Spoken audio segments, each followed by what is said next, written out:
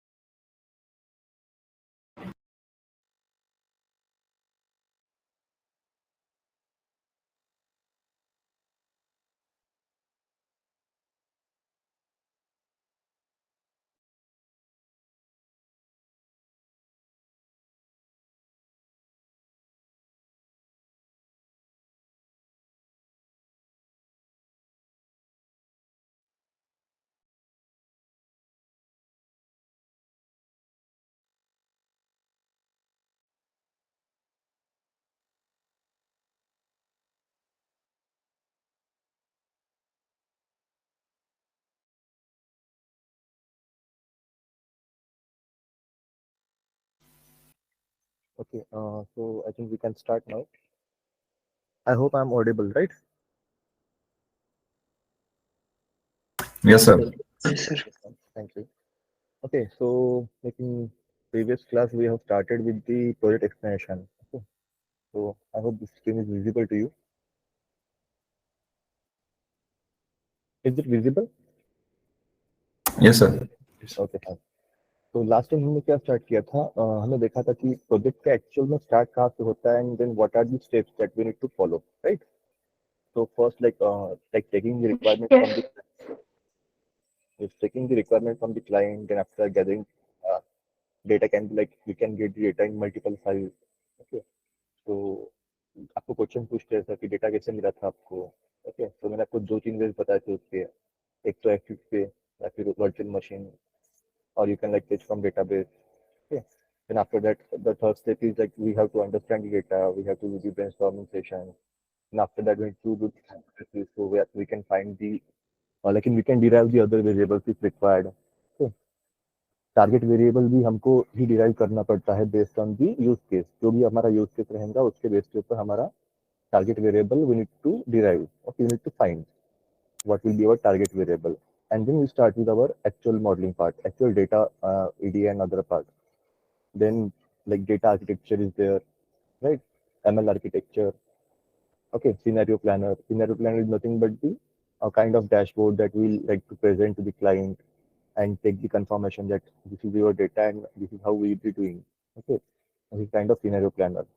It can be in Power BI, it can be in Excel, or it can be simple PPT. Okay, so this is all about previous class. So we'll try to complete the project explanation part and we'll start with the Excel if time permits. Okay. Okay.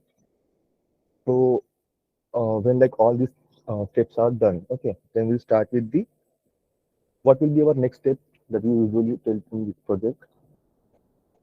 इसके बाद क्या करते हैं हम, हमारा अभी project start हो गया, ठीक है, we will start working on that, like developing the model. So what is the first step that you will do on data?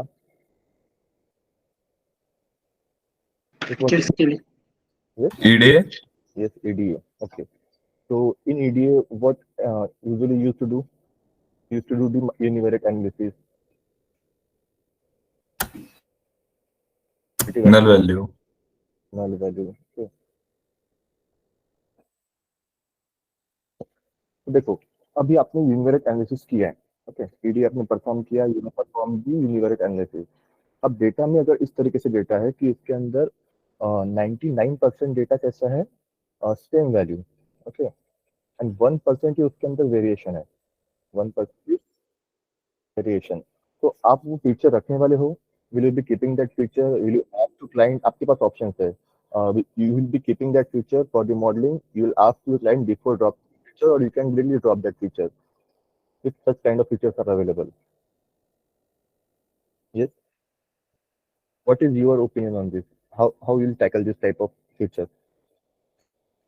Drop it. We will drop this Yes. 1% variation. Yes, we will drop this feature. Okay. तो drop करना है क्योंकि ये इसके अंदर 99% अगर similar values है. Okay, so this is not going to help you in model, right? Track your model, or this is not going to help you. Okay, if all the values are unique, all the values are unique, then what you will do?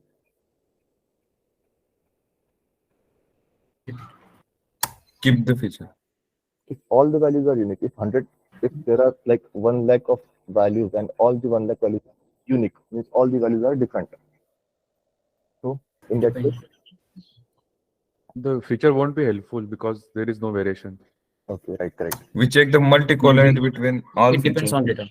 Yes, it depends, but in most of the cases, if all the values, if the student serial, if the serial number or the student roll number is there, it's a roll number. So will it going to impact your model, or like every value is different? So we're going to drop this feature, right? तो यहाँ पे क्या होता है ना, जो feature selection जो process होता है, आपने जो फीचर सिलेक्शन पढ़ा है, राइट? फीचर सिलेक्शन में आपने डिफरेंट टेक्निक्स पढ़ी है, राइट? कौन सी टेक्निक पढ़ी आपने फीचर सिलेक्शन में? What are techniques that you are using feature selection? Filter method, wrapper method, embedded method.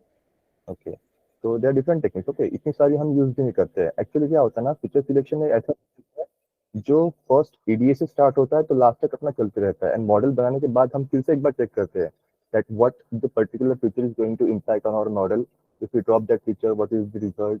If we keep that feature, then what is the result? Okay, तो ये हमारा continuous ये रहता है, टास्क रहता है फीचर सिलेक्शन का. तो इसको हम एक सिंगल फीचर सिलेक्शन में इतना ही किया वैसा डिफाइन नहीं करते. तो आप प्रोजेक्ट जब बताते हो तो यू कैन लाइक टेल, जैसे अपने ईडीए किया, so here we have dropped some features, okay, based on the like the variation in the data, or there is no variation, right?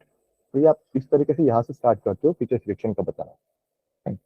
अब मुझे एक बात बताइए, if the data is having like missing values, okay, if data is having missing values, first thing देखो, पहली बात तो ये है ना, डेटा में मिसिंग वैल्यूज होनी नहीं चाहिए. okay? लेकिन आइडियल केस में ऐसा नहीं होता है कि डेटा में मिसिंग वैल्यूज ना हो. ठीक है, either there will be missing values or there will be like data which is not making any sense. अगर एज का वैल्यू अगर आपके पास है तो -19 इस तरीके से कुछ है, 205 ऐसा एज का वैल्यू है, तो this data is not making any sense, this is wrong, right? Missing values अगर डेटा में है आपके, तो सबसे पहले क्या है ना, मिसिंग वैल्यूज होने नहीं चाहिए. ट्राई करो, we used to try that there will be no missing values from the like whatever like data we are getting from the client. Okay, इसके बाद अगर डेटा में मिसिंग वैल्यूज रहती तो उसको कैसे टैकल कर सकते हैं? How you can tackle the missing values? How you can input? What are different methods to input the missing values? We can replace with mean median mode. Okay, mean median mode. Okay, any other technique? Imputation. KNN imputation. KNN imputer. Okay, there is KNN imputer. Any other? Simple imputer. Simple imputer. Okay, any other? आपने bfill Can build model. Bfill and yes, bfill forward आपने देखा है, आपने use किया है? Backward fill and forward fill have you used this? इसमें क्या होता No, है sir.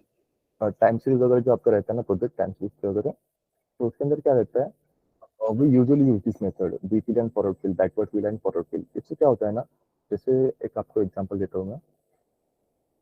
अगर आपके पास वीकली डेटा अवेलेबल है, you are having the data which is available by week. Okay, first week का डेटा अवेलेबल है, सेकंड का अवेलेबल, थर्ड का, and then missing data of fourth week, then fifth week का available है, six का available है, and seven का missing है, सेवन का अवेलेबल नहीं है, एट का है, राइट? तो इस केस में क्या होता है ना, अगर इसको आप दूसरे किसी मेथड से तो इतना इम्पैक्टफुल नहीं रहता है. एक्चुअली क्या रहता है ना, प्रीवियस जो डेटा है, right, but if the data is of time series, तो वो रिलेटेड रहता है लास्ट जो उसका वीक का था उससे करीब करीब रह सकता है. This is just the hypothesis, this is just the assumption that I am making here. Okay, it may be or it may not be. So in that case, what we can do, we can like use the bfill, like backward fill whatever the values of week 3 we can input here also. Okay, whatever the values of week 7, like week or week 7 or week 8, if we are using backward fill or forward fill. But ये case में drawback है. Drawback कैसा है ये case के अंदर, if the value of first week is available, second week is available, then third, fourth, then fifth week is not available, and then directly sixth week value is available. ये case में अगर आप fill करेंगे तो क्या होगा, जो भी सेकंड वीक की वैल्यू है वो क्या आ जाएंगी, वो ऑल थ्री प्लेसेस पर सेम वैल्यू आ जाएंगी. ओके, तो इस केस में थोड़ा अगर मल्टी कॉन्जिक्यूटिव मिसिंग वैल्यू है किसी फीचर्स के अंदर, एंड अगर वहां पे अगर आप बीफिल और फॉरवर्ड फिल यूज कर रहे हो, so that is giving the like not a good type of result. Imputation करना ही सबसे बड़ा मतलब क्या है, इनपुट आप डेटा पे कर रहे हो तो डेटा पे आप वैल्यूज डाल रहे हो जो एक्चुअल वैल्यूज नहीं है, ठीक है, तो that is going to impact your model. Okay, कौन से अंदर हम इम्प्यूट करना अवॉइड कर सकते हैं? कोई ऐसे डेटा का केस बताओ जिसके अंदर आप विदाउट इम्प्यूटेशन के थोड़ा मतलब कम इम्प्यूटेशन पे काम कर सकते हो। कोई ऐसा केस है अगर आपके कुछ केस आती है तो any case can you can like think of where you have to like impute less values or you don't have to impute anything? कुछ ऐसी केस है? Do anyone like remember or like have gone through such cases? Okay, अब देखो यहाँ पर कैसा है, एक केस लेते हैं अपन, we take one case here. Majority class जो था ना आपका, that is having let's say 80K records, okay, and minority class आपका था उसके अंदर है आपके पास 20K records. Okay, तो इस केस में क्या है, if majority class has most of the like missing values are there, okay, and minority class में missing values as compared like 20K records are there, so let's consider there are like less missing values. Now what we'll do, आप यहाँ पे impute करेंगे क्या पहले 80K को? Will you going to impute 80K? Let's say we again इसको कम कर लेते हैं 10K तक. Will you going to impute 80K like where are the missing values in the 80K data, 80K records, or any other technique that you can like use here? Can anyone like think of like what will be the case? This is the scenario based question. अगर इस तरीके से कुछ question आ गया पूछा आपको कि आपका डेटा अगर majority class is like 90% of data is of majority class and 10% data is of like minority class and there are missing values, so how will you tackle that missing values? Will you going to impute those missing values or any other thing that you can do here? Yes, anyone?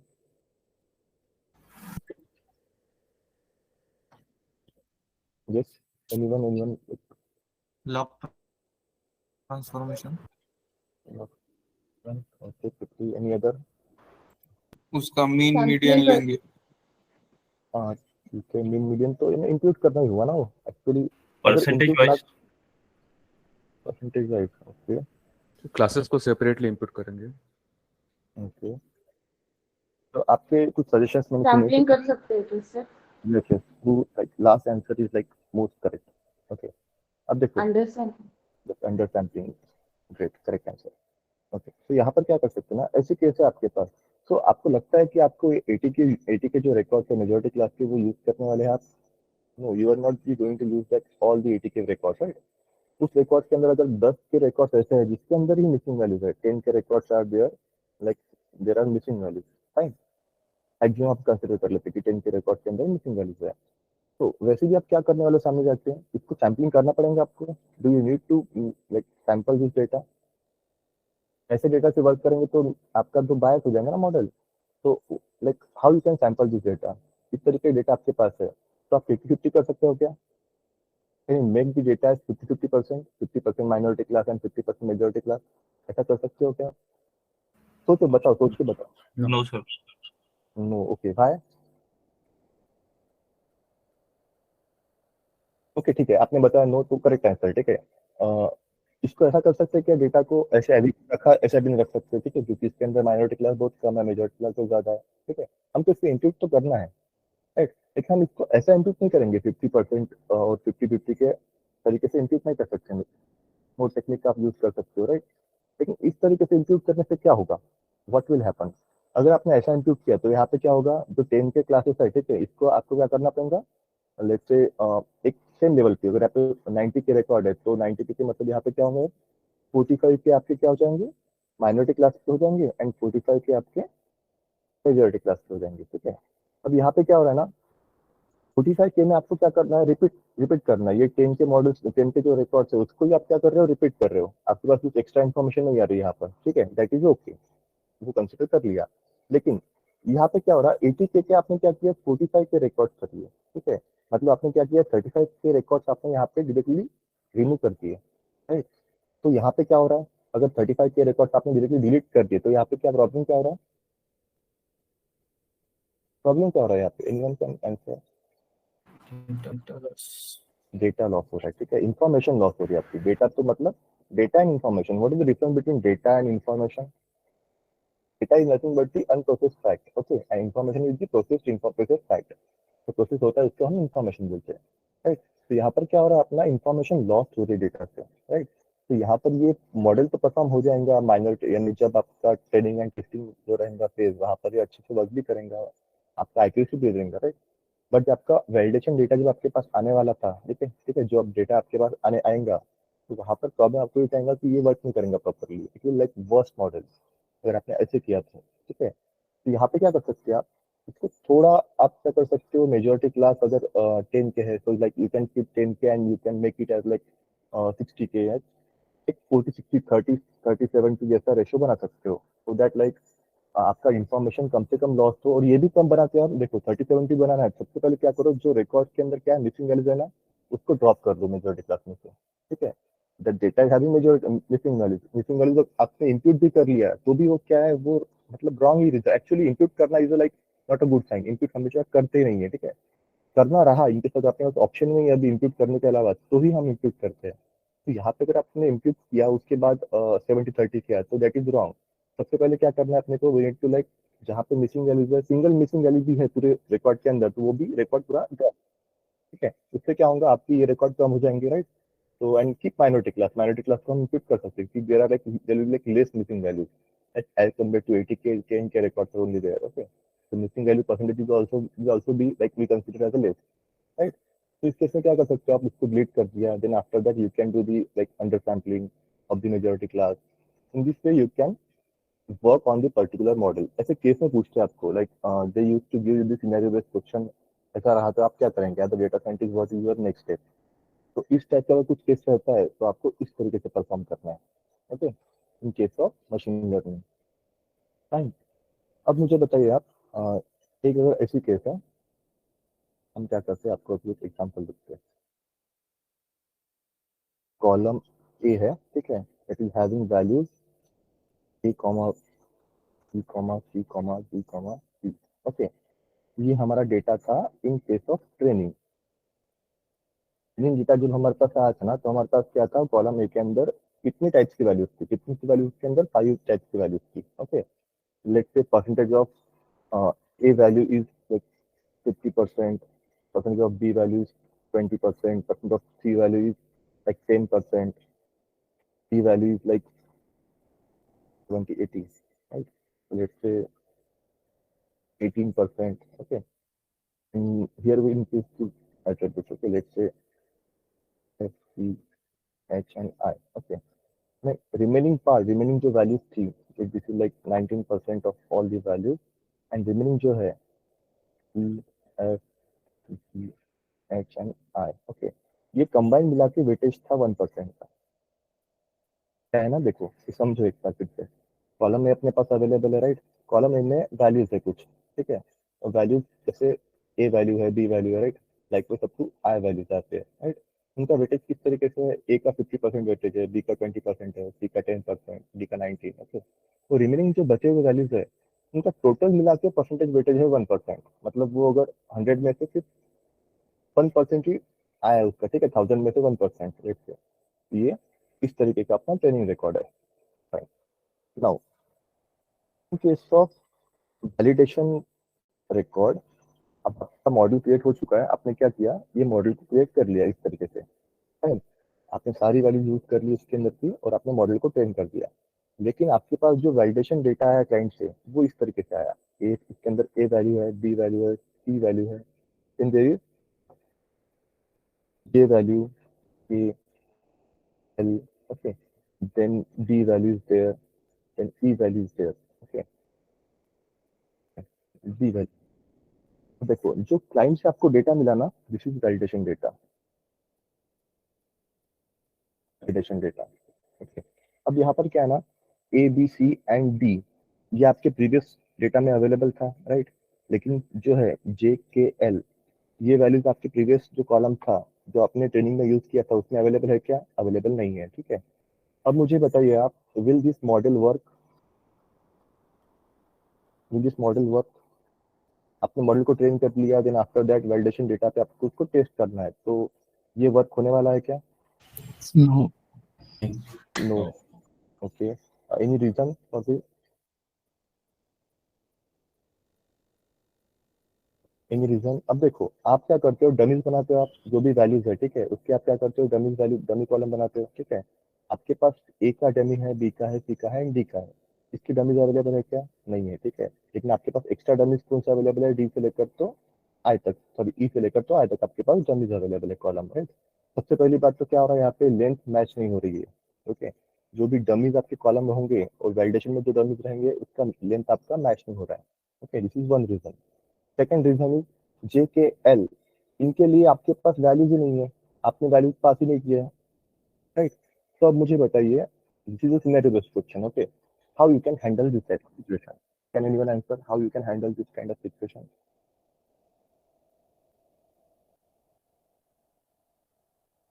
सोचो सोचो, एक minute सोचो और बताओ, अगर ऐसी condition है तो आप कैसे हैंडल करोगे? आपने अब तक वर्क किया तो आपको ऐसी कंडीशन फेस नहीं हुई है ठीक है, क्योंकि आपने सिंगल फाइल पे नॉर्मल वैलिडेशन डेटा आपने यूज नहीं किया, आपने ट्रेनिंग किया, टेस्टिंग किया। ट्रेनिंग टेस्टिंग में आपने क्या किया, वही जो कॉलम था, वही जो डेटा था, उस पर ही ट्रेनिंग टेस्टिंग कर लिया। जैसा इस टाइप की वैल्यू आपके पास, इस टाइप का प्रॉब्लम अराइज नहीं हुआ। बट एक्चुअल में ऐसे प्रॉब्लम आते हैं ना, क्योंकि वैलिडेशन डेटा तो डिफरेंट आएंगे आपके पास क्लाइंट से। क्लाइंट ने आपको पहले डेटा दे दिया ठीक है, उसके ऊपर आपने मॉडल बना दिया, वहाँ पे आपने चेक भी कर लिया ट्रेनिंग टेस्टिंग करके। लेकिन वैलिडेशन डेटा तो डिफरेंट आ गया, ये तो आउट ऑफ सिलेबस आ गया ठीक है। तो यहाँ पर क्या करेंगे फिर, इस केस में क्या करेंगे? Defining the KPIs. Defining the KPIs, like what, like can you please elaborate? Here we can see ABC are the KPIs. So focusing on ABS will be increasing the performance of the model. Okay, okay, any other answer? अब देखो यहाँ पे क्या कर सकते हो, ध्यान से देखो ठीक है, ये रियल टाइम में वर्क आपको ही ऐसा ही करना है। ओके, देखो ये क्वेश्चन जब मैं था तो इंटरव्यू में जैसे मैनेजर वगैरह हमारे जो है बैठते भी तो इंटरव्यू लेते हो, तो we use to hear some like, बाजू में रहते तो इंटरव्यू लेते मालूम पड़ता है क्या क्वेश्चन पूछते हैं वो, इस टाइप से क्वेश्चन पूछ जाते हैं ठीक है। अब देखो कॉलम ए बी सी है तो आप क्या करते हो, नॉर्मली आप सबके डमीज बना देते हो, राइट। आपने ये नहीं सोचा कि अगर वैलिडेशन डेटा में कुछ डिफरेंट डेटा आया तो how you can handle that kind of data, right. तो सबसे बेस्ट वे है इसको हैंडल करने के लिए, इसका वेटेज देखो ठीक है, ए का वेटेज अच्छा है, बी का वेटेज अच्छा है, सी का भी है, डी का भी है, ओके। लेकिन ई एफ जी और जे इनका वेटेज है क्या डेटा में, इसका डेटा में वेटेज है 1%, सबको मिला के 1% है ठीक है। तो अगर हमने इसको ऐसा कर लिया, ये सब जो है E F G and J, we call them as other, ने क्या कर लिया, इन सबको क्लब कर लिया, E F G and J club करके क्या बोलते हैं इसको, इसको दे दिया एक नाम, अलग से वैल्यू कर दी इसकी, अदर के अंदर डाल दिया ठीक है। ये ऐसा क्यों किया ठीक है, अदर इसको क्यों किया, क्योंकि इसका वेटेज ऑलरेडी डेटा में कम था। ओके, एक्चुअली 1% से भी कम, मतलब वो कंसिडर नहीं करते, 1% से भी कम का वेटेज था इसका, बाकी लोगों का वेटेज ज्यादा था, इनका वेटेज कम था, ई F G and J, right. तो हम क्या कर सकते हैं, इसके लिए अलग से कैटेगरी क्रिएट कर लेंगे, लेट्स से अदर। इन जो भी इनकी वैल्यूज रहेंगी ई एफ जी एंड जे, इन सबको क्या बोल देंगे हम, we call them as other, और उनका जो वैल्यू रहेगा कॉलम के अंदर वो अदर ही नाम रहेगा, ई एफ जी जे रिप्लेस हो गए ठीक है। अब ये केस में क्या हो गया, अब देखो जब वैलिडेशन डेटा आपके पास आया तो यहाँ पर क्या है, ए बी सी है and D, you can deal this values ठीक है। अब यहाँ पे सबके जे के और एल के लिए वैल्यूज नहीं है ठीक है, आपने मॉडल में तो आपके पास डेटा नहीं था ऐसा, लेकिन यहाँ पर आ गया। तो what we can do here also, what we can do, J K and L इनको क्या कर देंगे हम, will make them as other, make them as other. तो इससे क्या होगा, व्हाट विल गेट, यहाँ पर हो रहा अपना कि जेकेएल के लिए अपने पास अदर का कॉलम आ रहा है, और यहाँ पर भी क्या है, अदर का कॉलम अपने पास अवेलेबल है। तो इस केस में क्या हो रहा है, we can handle such kind of situation, okay, ऐसा बोल सकते हैं, we can handle such kind of situation using by doing this other. Okay, clear है ये, क्लियर है ना? इस तरीके से वर्क होता है ठीक है। इस तरीके से हमको देखना पड़ता है कि वैलिडेशन डेटा के लिए हमको पहले से सोचना पड़ना पड़ता है कि ऐसा होगा तो क्या करेंगे हम इस टाइप की सिचुएशन में, how we can deal with the data. Directly हमने मॉडल बना लिया, उसके बाद में हम वापस नहीं जा सकते वापस, लेकिन फिर कैसा होगा, फिर से वो स्टेप्स करो, फिर से वापस जाओ। तो इसके लिए हम जो बनाते हैं ना डेटा आर्किटेक्चर, ये जो रहता है अपना, मैंने आपको बताया data architecture and ML architecture, तो दिस इज यूजफुल। ये वापस जाके फिर से काम ना करना पड़े अपने को. That's what we used to do. We used to create the data architecture and ML architecture. ये फुल फ्लेज अपना एक प्लान रहता मैं है. जिले आज जबर के मन तकलीफ થાય છે બહુ. Can you please mute? Okay. Yes, Suraj.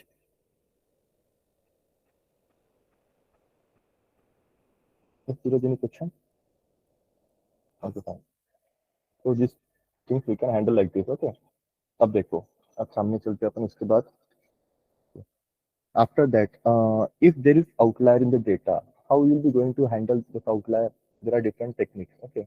आपने कौन से देखी अब तक? KD plot. अब देखेंगे, ठीक है? बात और जिसको देखिए आपने, जिसको पता है आपको IQR पता है आपको, राइट? हम क्या कर सकते हैं?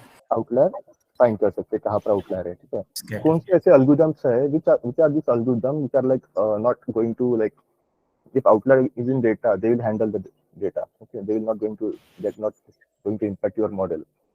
Which are those algorithms? Tree based algorithm. Decision tree. Random forest system. Okay, tree based algorithm. Any other? Okay, तो ये स्टेप से हम कर सकते हैं, ठीक है? अब मेरा इसमें बताते हैं आपको एक स्टेप मेरा मिसिंग हो गया. ईडीए से भी मतलब एक स्टेप मेरा मिसिंग हो गया. यहाँ पे कौन सा स्टेप मिसिंग हो गया? वैल्यूज आपका जो फीचरिंग कर रहे हैं, आप वैल्यूज इंक्लूड कर रहे हैं, ठीक है? आउटलाइन नहीं कर रहे हैं, उसके ये कर सकते हैं. Which is that step? Can anyone like tell me like which step is like we have forgot here? Data gathering. Data gathering तो हो गया अपना, ठीक है? अब देखो डेटा लीकेज, ठीक है? डेटा लीकेज आपने हैंडल किया है. Have you handled the data leakage? First of all tell me what is data leakage. Yes, what is data leakage? पता है ना आपको डेटा लीकेज? आपने पढ़ा है? Testing accuracy is more than training. Testing accuracy is more than training. Okay, anything else? Model already aware about the test data. हाँ, ये थोड़ा करीब आ गया आंसर का, ठीक है? Any other answer? ओके, यहाँ पर क्या हो रहा है? ट्रेनिंग मतलब डेटा लीकेज में क्या होता है? अगर आपने मॉडल को ऐसे किया, मॉडल को ट्रेनिंग डेटा, मॉडल आपके पास अवेलेबल है और आपने उसको इनपुट करना रहा, तो आपने क्या किया? पूरे कॉलम का मीन ले लिया, फिर पूरे कॉलम का, होल कॉलम का आपने डेटा ले लिया, राइट? वही डेटा आपने टेस्ट डेटा जो आप बाद में डिवाइड करने वाले थे उसमें भी वैसे इनपुट हो गया, राइट? ट्रेनिंग डेटा में भी वैसे इनपुट हो गया, राइट? तो यहाँ पर क्या हो रहा है? इन्फॉर्मेशन शेयर हो रही है ट्रेनिंग एंड टेस्टिंग के बीच में, right? Information is getting shared. Information is shared between training and, यहाँ पर इंफॉर्मेशन आपका शेयर हो चुका है, ठीक है? तो मॉडल को अभी दिख गया. अगर मॉडल को डेटा पता है कि ये डेटा ऐसा है, तो मॉडल प्रॉपरली वर्क करने ही वाला है, राइट? तो सबसे पहले स्टेप हम यहाँ पर क्या कर सकते हैं? What we can do here, हम डेटा में जो इंक्लूड कर रहे हैं, आप इंप्लीमेंटेशन परफॉर्म करते हो, ठीक है? उससे पहले क्या करो? Training and testing data different कर लो. ट्रेनिंग एंड टेस्ट डेटा जो है ना, वो डिफरेंट कर लो, ठीक है? ट्रेन डेटा को, ट्रेन डेटा के जो आप इंप्लीमेंटेशन टेक्निक है उससे अगर मीन यूज कर रहे हो आप, तो मीन ट्रेन डेटा के मीन से रिप्लेस करेंगे, ठीक है? टेस्ट डेटा का जो मीन होगा उससे आप टेस्ट डेटा का रिप्लेस करेंगे. इससे क्या हो रहा है? यहाँ पर ट्रेनिंग एंड टेस्टिंग में इंफॉर्मेशन शेयर नहीं हो रही आपकी. अगर इंफॉर्मेशन आपका शेयर नहीं हो रहा है तो model will perform better than like, अगर एक ही स्टेप में क्या कर रहे हो? ट्रेनिंग और टेस्टिंग आपका सिंगल कॉलम है और उसके अंदर आप मस्ट डेटा इंप्यूट कर रहे हो यूजिंग सेम टेक्निक. अगर आपने मीन यूज किया, मोड यूज किया, ठीक है? उस टाइप से तो डेटा आपका सेम इंप्यूट हो रहा है वहाँ पर. तो यहाँ पर क्या हो रहा है? इंफॉर्मेशन शेयर हो रही है. तो usually what we need to do, we need to first feed the data and then do the imputation and after that start our working. Okay, इससे क्या होगा? आपके डेटा में ट्रेनिंग और टेस्टिंग में तो रिजल्ट एक मतलब बहुत अच्छा आ जाएंगे. You will get good result here. यहाँ पर तो रिजल्ट अच्छा आ जाएंगे, लेकिन जब वैलिडेशन डेटा आएगा, वैलिडेशन डेटा विल कम. तो यहाँ पे प्रॉब्लम क्या होगा आपका? आपके मॉडल में जो रिजल्ट दिए वो डेटा उसको पता था, ठीक है? उसको ट्रेनिंग और टेस्टिंग में इंफॉर्मेशन शेयर हो चुकी थी, तो उसने देख के अच्छा रिजल्ट दे दिया. यहाँ पे आपको 90%, 95% भी रिजल्ट मिल जाएगा, लेकिन टेस्टिंग में रिजल्ट आपका 70%, 60% इस टाइप से रह जाएगा आपका रिजल्ट, ठीक है? तो आप जब क्लाइंट को बोलते हो कि हमारे डेटा में 95%, 90% एक्यूरेसी आ रही है, एंड लाइक जब उन्होंने वैलिडेशन डेटा दिया और आपने वैलिडेशन डेटा का रिजल्ट निकाला, उनको रिटर्न में शेयर किया रिटर्न रिजल्ट जो आपका है वैलिडेशन डेटा पर, ठीक है? तो उस केस में उन्होंने देखा कि आपने जिससे बोला 95% एक्यूरेसी आ रही है, तो यहाँ पर परसेंट मिल रही है, 70% मिल रही है. तो that will create bad impact कि आपने जो मॉडल किया है उसने अपने डेटा लीकेज का ध्यान नहीं रखा, उसने अपने कुछ चीजें थी, ठीक है, जो हम देखने वाले सामने, वो आपने ध्यान रखी नहीं, इसलिए आपका मॉडल का रिजल्ट वीक आ रहा है, पुअर आ रहा है, ठीक है, वैलिडेशन में। It is performing well in training and testing. करते हैं कुछ लोग कि ट्रेनिंग एंड टेस्टिंग में बस रिजल्ट मिल जाए फिर बाद में बाकी का देख लेंगे, ठीक है, तो ऐसा नहीं होता है। वैलिडेशन का सोच के ही सामने की स्टेप करने पड़ते हैं। That's why there is data architecture and ML architecture. All the things that like what will be doing, कहाँ पे क्या क्या दिक्कत आ सकती है बाद में जाकर, वो हमको पहले सोच के रखना पड़ता है, उसमें से वर्क करना पड़ता है। रिवर्स इंजीनियरिंग फिर से वापस आके काम करेंगे तो उतना टाइम रहता भी नहीं है, और कुछ मॉडल में प्रॉब्लम क्या है तो you will be responsible for all this things, ठीक है। क्लाइंट अगर आपसे जाता है, ठीक है, आपके कंपनी का क्लाइंट आपको नहीं मिल रहा, या फिर जो मिला हुआ क्लाइंट था वो भी like you losing that client, okay, तो you are responsible for such things, okay. उसके रिजल्ट कॉन्सिक्वेंसेस जो repercussions this are like very bad. तो try to like work like this. आप अभी मेरे कुछ बैचेस स्टार्ट हुए प्रोजेक्ट के वगैरह, तो वो बच्चे अभी जब वर्क करेंगे तो उनको अभी ऐसे ही वर्क करना है, ठीक है, उनको एक यूज टू हो जाएंगे वो फ्लो के साथ, कि वैसा फ्लो रहता है हमारा वर्किंग में, कैसे हम बात करते हैं, what are the corporate slang that we use to do, उनकी डेली स्क्रम कॉल रहते हैं अभी, ठीक है। तो इस तरीके से उनका कल्चर वैसा हो जाता है, ठीक है। तो आप भी ऐसा ट्राई करो कि आपका जो फ्रेंड का ग्रुप है उसके अंदर एक प्रोजेक्ट के लिए 3-4 लोगों का ग्रुप बनाओ, उसके अंदर खुद से ही ट्राई करो, ठीक है, कुछ लगा तो पूछो, ठीक है, आई बी देयर, खुद से ट्राई करो, प्रोजेक्ट बनाओ। एक प्रोजेक्ट करते वक्त there must be multiple use cases, ठीक है, इसके अंदर मल्टीपल यूज केसेस होने चाहिए। कभी ऐसा नहीं होगा आपको कंपनी में कि एक यूज केस बोल दिया और उसके ऊपर आपको प्रोजेक्ट मिल गया है, ठीक है। मल्टीपल यूज केस रहती है, मल्टीपल डेटा फाइल्स रहती है आपके पास, सिंगल फाइल पे वर्क नहीं करता है। Data creation is like takes you lot of time, okay, आपका मोस्ट ऑफ द टाइम चला जाता है, ठीक है।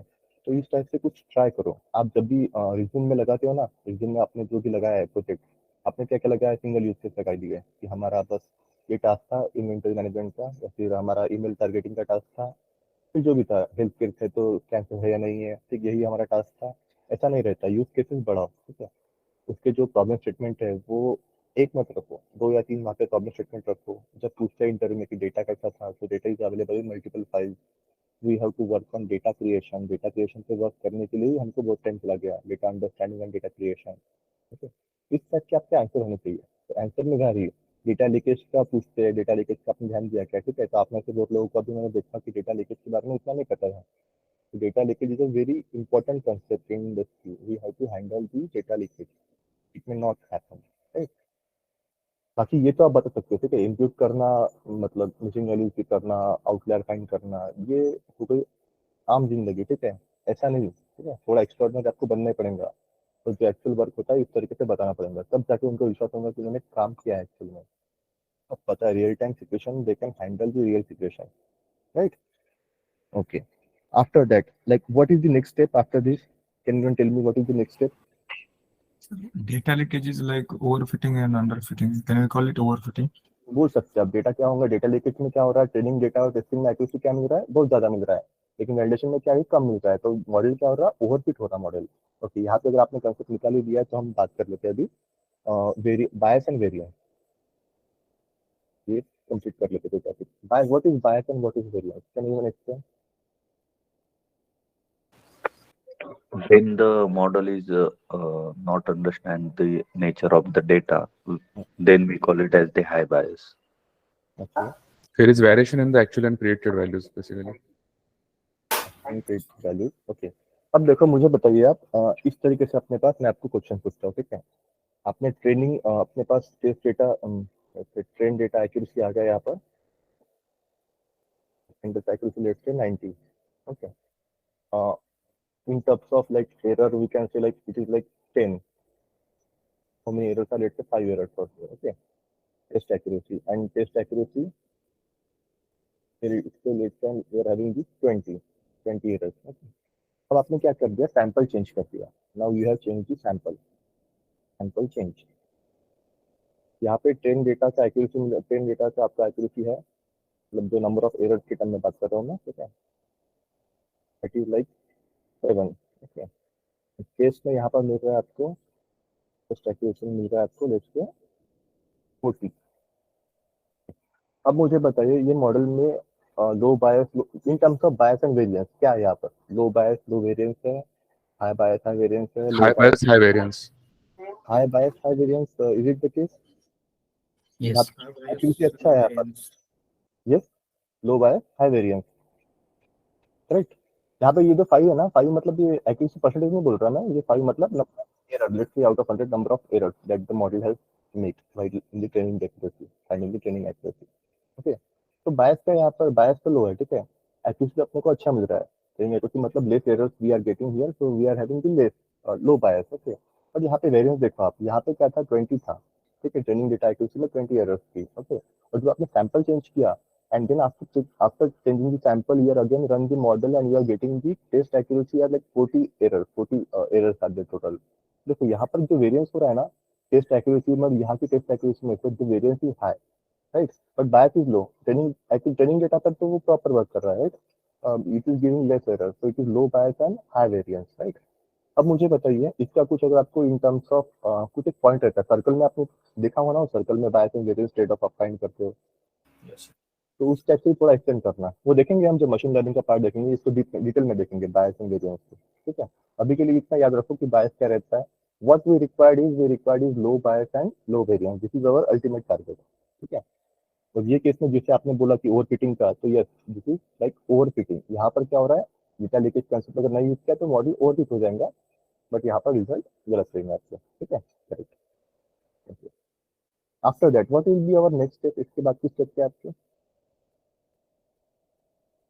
What we usually used to do, उसके बाद क्या करते हो आप इंटरव्यू में एक्सपीरियंस करना, तो क्या करते हो एक्सपीरियंस के बाद? Feature engineering. Q&As, normalization. Engineering, ठीक है, फीचर्स,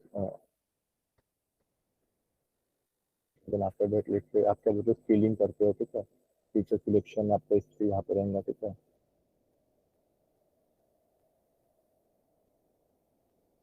अब आप क्या करते हो, ये सारी चीजें आप करते हो, ठीक है। अब मुझे बताइए स्केलिंग के लिए आप स्केलिंग क्यों करना पड़ता है, why we need to perform scaling? To get the same importance of all features. Okay, scaling अगर हर एल्गोरिथम में आपको स्केलिंग करना इंपॉर्टेंट है, या some algorithms like which are not, Distance No. distance based algorithm we can use this इसमें way. Scaling करना पड़ता है, ठीक है। अब देखो नॉर्मली जो आप किसी को एक क्वेश्चन पूछा था आपने मुझे लास्ट इसमें, I don't remember the name, उन्होंने एडाबूस बताया था, ठीक है, they said that they have used the AdaBoost and they got the better accuracy on AdaBoost।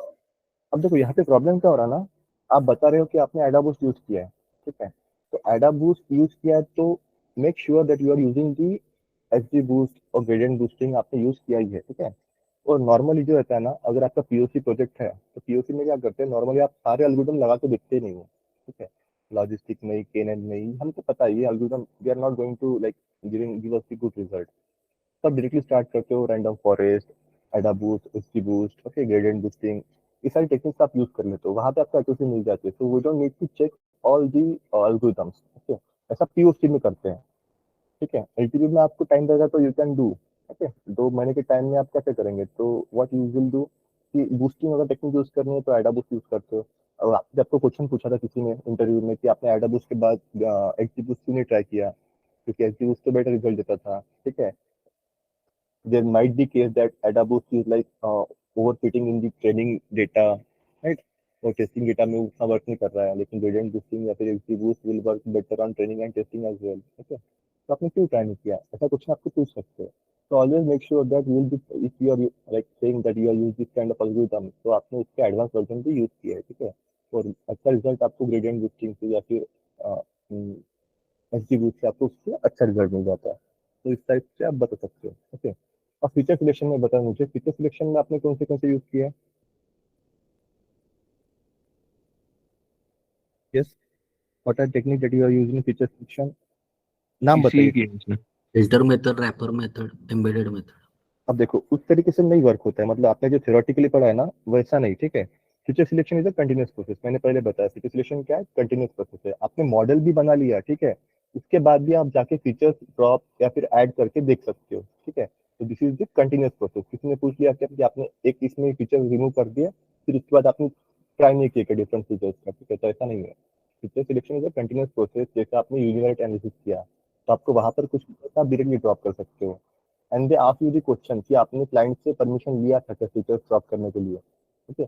ऐसा क्वेश्चन सबको at least I think most of you like सबको पूछा देंगे कि how you are drop the feature, कि आपने क्लाइंट से पहले पूछा था हाउ, मतलब आपका अप्रोच क्या था उसके लिए, ठीक है। तो हम लेते हैं, ठीक है, क्लाइंट से एडवाइस कब लेते हैं, जब like the features that is like showing here, उन्होंने बोला जैसे जेंडर का फीचर था, ठीक है, एक्सपेंसिव जेंडर फीचर। तो इनिशियली क्या होता है ना, कुछ कंपनी रूल्स रहते हैं, वो जेंडर फीचर को क्या करते हैं, ड्रॉप कर देते हैं। क्यों ड्रॉप करते हैं, क्योंकि वो like it is creating some discrimination in the model, right. ये इनका ऐसा व्यू रहता है, ऐसा रहता है, ठीक है। जेंडर फीचर मोस्टली ड्रॉप कर लेते हैं, लेकिन अगर जेंडर फीचर इंपॉर्टेंट है वो मॉडल पे, जैसे कुछ पर्टिकुलर ये था स्टोर में, वहां पर अगर फीमेल्स ज्यादा जाती है, ठीक है, मेल कम जाते हैं, तो जेंडर फीचर इज इंपॉर्टेंट, वो अपने को बता रहा है यहाँ पे, ठीक है, that this is like important feature. लेकिन हम इसको ड्रॉप कर रहे हैं अपने मॉडल में, क्योंकि हमारी कंपनी की पॉलिसी है we should not discriminate on based on gender. Model को भी हम वैसे ट्रेन नहीं करेंगे, ठीक है। तो इस केस में क्या होता है, हम एक बार क्लाइंट से भी इसके लिए लेते हैं, परमिशन लेते हैं कि should we drop this feature or not, this is important feature but we should think that we should not be should not be in our model, right. तो ये फीचर ड्रॉप करना नहीं करना है। उसके बाद कुछ इंपॉर्टेंट फीचर्स रहते हैं, कुछ रहते हैं फीचर्स दैट लाइक अवर जो हमने फीचर सिलेक्शन टेक्निक यूज की है उसमें वो बता रहा है कि उसका जो पी वैल्यू है वो कम है, ठीक है, या फिर जो भी फीचर्स हम सिलेक्शन टेक्निक यूज करेंगे उसके अंदर वो बता रहा है कि that is not good model, okay, good feature, हम उसको ड्रॉप कर सकते हैं। But in that case we need to like at least we need to inform them that we are doing in such way, okay. Directly drop नहीं करते, ठीक है। Directly drop कौन से फीचर कर सकते हो आप, मैंने यहाँ पे बताया था आपको। डायरेक्टली ड्रॉप विदाउट क्लाइंट को पूछने की जरूरत नहीं रहती। वो कहाँ पे रहता है, जब आप इस टाइप के फीचर रहते हैं ना, रोल नंबर ये, ठीक है, इसमें 99% से वैल्यू है, ठीक है, कंट्री पूछ लिया, और हमारे अगर इंडिया का ही पूरा काम है, 99.9% कंट्री इंडिया ही है, ठीक है, तो एक दो ही कंट्री यूके यूएस वाले आ रहे हैं, ठीक है, तो उस केस में क्या होगा, वो फीचर ड्रॉप यूज करने का कोई मतलब ही नहीं है, वो मॉडल को बायस करने वाला है। तो इस केस में हमको पूछना नहीं पड़ता है। But after this univariate analysis के बाद जो भी हम फीचर सिलेक्शन टेक्निक यूज करते हैं, so we usually used to create some presentation, and in the presentation we used to show that this kind of result we are getting, हमको इस तरीके से रिजल्ट मिले हैं। After that, what we thought that we should drop this feature, and the result that accuracy that we are getting here, it is better than previous one, okay। अगर accuracy में कोई change भी नहीं हो रहा है फीचर ड्रॉप करने के बाद, तो we usually used to follow that technique, okay। अब बताओ मुझे what is curse of dimensionality? Dimensionality जैसे कि सर नंबर ऑफ कॉलम ज्यादा होते हैं और उसको रिड्यूस करना होता है अपने को। ओके, नंबर ऑफ कॉलम ज्यादा होते हैं, यस करेक्ट। एनी लाइक इसको थोड़ा एक्सपांड कर सकते हो properly, if someone asks you what is curve of dimensionality, so you have to explain them in detail। Number of column ज्यादा होने की वजह से सर एक्यूरेसी पे फर्क पड़ता है। Right, correct correct, okay. अब देखो इसको एक प्रॉपर इससे समझते हैं अपन, क्या होता है number of columns hmm number of column ज्यादा होने से वो मॉडल के ऊपर परफॉर्मेंस में अफेक्ट नहीं होता, उल्टा वो कॉम्प्लेक्स हो जाता है। Correct correct, good, okay. Sir अब देखो थोड़ा पीसी इसको मैं कर्स ऑफ डायमेंशनलिटी के लिए होता है या फीचर सिलेक्शन के लिए होता है sir? PC is nothing but to reduce the dimensionality, okay. जो डायमेंशन मतलब क्या है, नंबर ऑफ फीचर्स है, ठीक है, उसको रिड्यूस करना रहा, so we can use the PC, right. और जो ओके, फीचर और सिलेक्शन है वो सब मेथड्स किस लिए यूज होती है अपनी, जो फीचर सिलेक्शन की मेथड्स है वो भी हम क्या कर रहे हैं, फीचर पर्टिकुलर फीचर ही सिलेक्ट कर रहे हैं, उसमें भी क्या हो रहा है, हमारा डायमेंशन रिड्यूस हो रहा है। मतलब देखो ये मैं एक बार समझाता हूँ आपको, कर्व ऑफ डायमेंशनलिटी क्या आता है, उसके बाद आपका क्वेश्चन का आंसर हो जाएगा, ठीक है।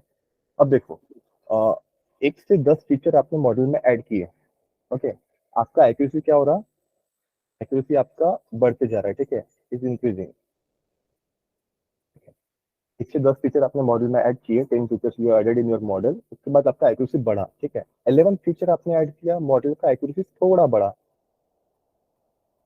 समवॉट इंक्रीज हो गया। उसके बाद आपने क्या किया, 12 फीचर ऐड किया, मॉडल का एक्यूरेसी डिक्रीज होने जा रहा, ठीक है, एक्यूरेसी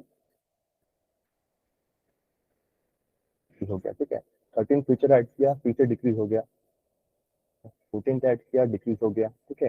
तो एक पॉइंट के बाद, ठीक है, एक पॉइंट के बाद आपने फीचर्स ऐड किए, तो वहां पर क्या हो रहा है, आपको लगता है कि मैं मॉडल को सारे फीचर्स के साथ ट्रेन कर दूंगा, तो वो तो मॉडल के लिए अच्छा होगा, मॉडल को तो सब समझ में आ जाएगा कि कैसा रहता है कौन से फीचर। तो मॉडल क्या हो रहा है, कंफ्यूज हो रहा है, ठीक है, कॉम्प्लेक्सिटी बढ़ रही है, कंफ्यूजन वहां पे हो रहा है, ठीक है, मल्टीपल फीचर्स जो रिलेवेंट नहीं है वो भी आप उसको समझाएंगे, सिखाएंगे, तो that is not of use. Okay, एक पर्टिकुलर पॉइंट के बाद अगर आपने फीचर ऐड किया, ओके, तो आपका एक्यूरेसी क्या होते जाता है, डिक्रीज होते जाता है। ठीक है, तो this concept nothing but the curve of dimensionality. Okay, अब देखो यूजुअली क्या होता है ना, आपके पास अगर 100 भी फीचर रहे, गेट भी 100 फीचर इतना नहीं रहता है, बट लेट्स से 30-40 फीचर्स आपके पास थे मॉडल में इनिशियली। मॉडल में मतलब आपके डेटा में, जो आपने यूज केस 1 के लिए, आपका यूज केस 1 था, ठीक है, उसके लिए आपने क्या कर लिया, एक डेटा सेट बनाया। ठीक है, तो वो डेटा सेट में आपके पास 30-40 फीचर्स आपके पास अवेलेबल थे। 30-40 फीचर्स अवेलेबल है तो इसका मतलब ये नहीं है कि 30-40 फीचर्स यूज ही करना है। ओके, बेस्ट मॉडल उसको बोलते हैं, बेस्ट मॉडल उसको बोलते हैं जो 10 to 15 फीचर्स के अंदर आपका हो रहा है। ठीक है, this is our best model. ठीक है, जितने कम से कम फीचर में मतलब पॉसिबल, देखो वहाँ पे पॉसिबिलिटी क्या है, 10 to 15 फीचर्स में उसको अगर आप रैप अप कर सकते हैं तो that is the best way.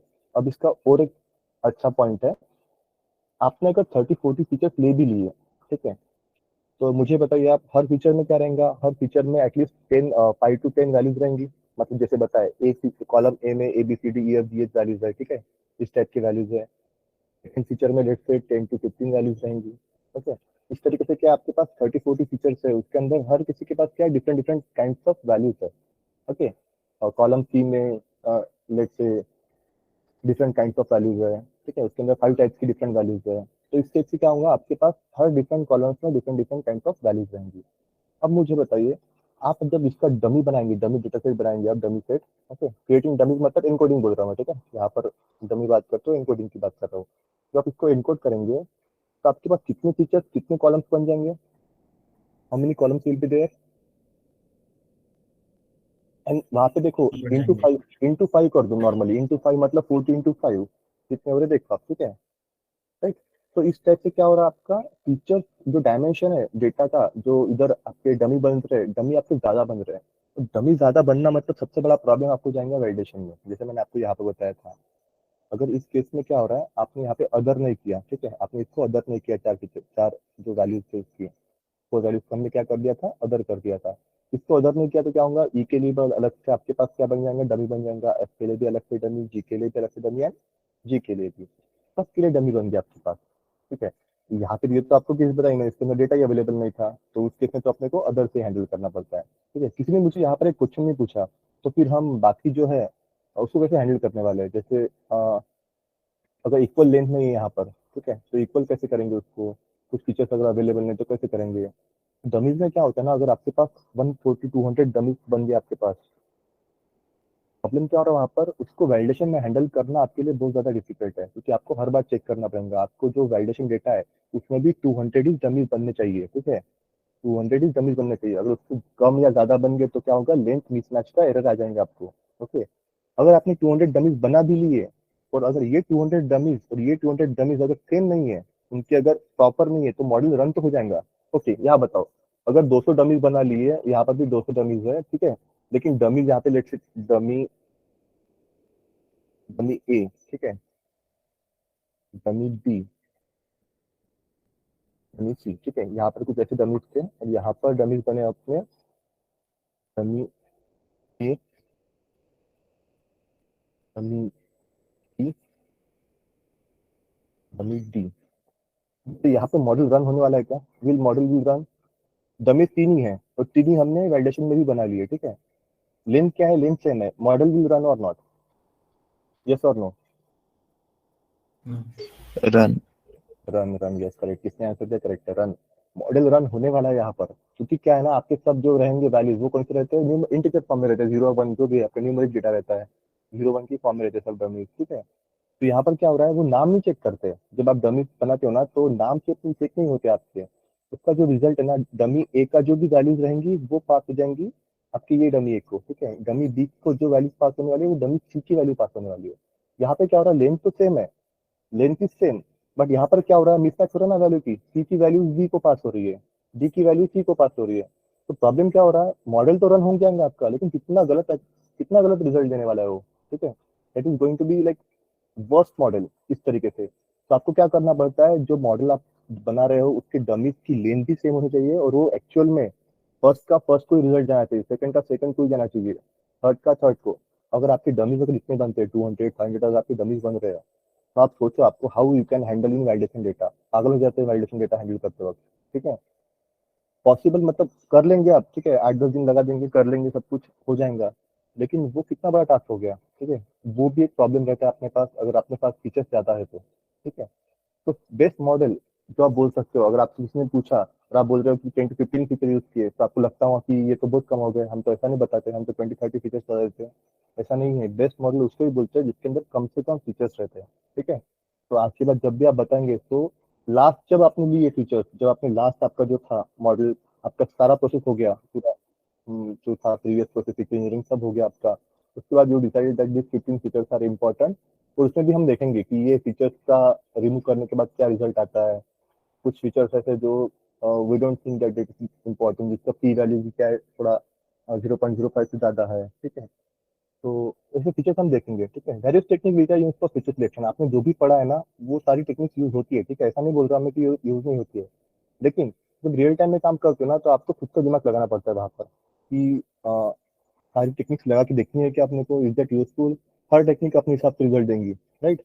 लेकिन वहाँ पे डेटा कैसा है, हमको कितने चाहिए फीचर्स, उस हिसाब से आपको चेक करना पड़ता है। आप रैंडम फॉरेस्ट भी यूज कर सकते हो, फीचर इंपॉर्टेंस उसका पता है ना, रैंडम फॉरेस्ट में भी फीचर इंपॉर्टेंस है, तो उसके लिए क्या आपने क्या पहले से उसको फीचर ये किए थे क्या, स्पेसिफाई किए थे क्या, आपने क्या किया पहले रैंडम फॉरेस्ट मॉड्यूल बनाया, उसके बाद अपने फीचर इंपॉर्टेंस इसके ऊपर रन किया, देन आपने चेक किया कौन से फीचर ज्यादा इंपॉर्टेंट है और कौन से फीचर कम इंपॉर्टेंट है, राइट।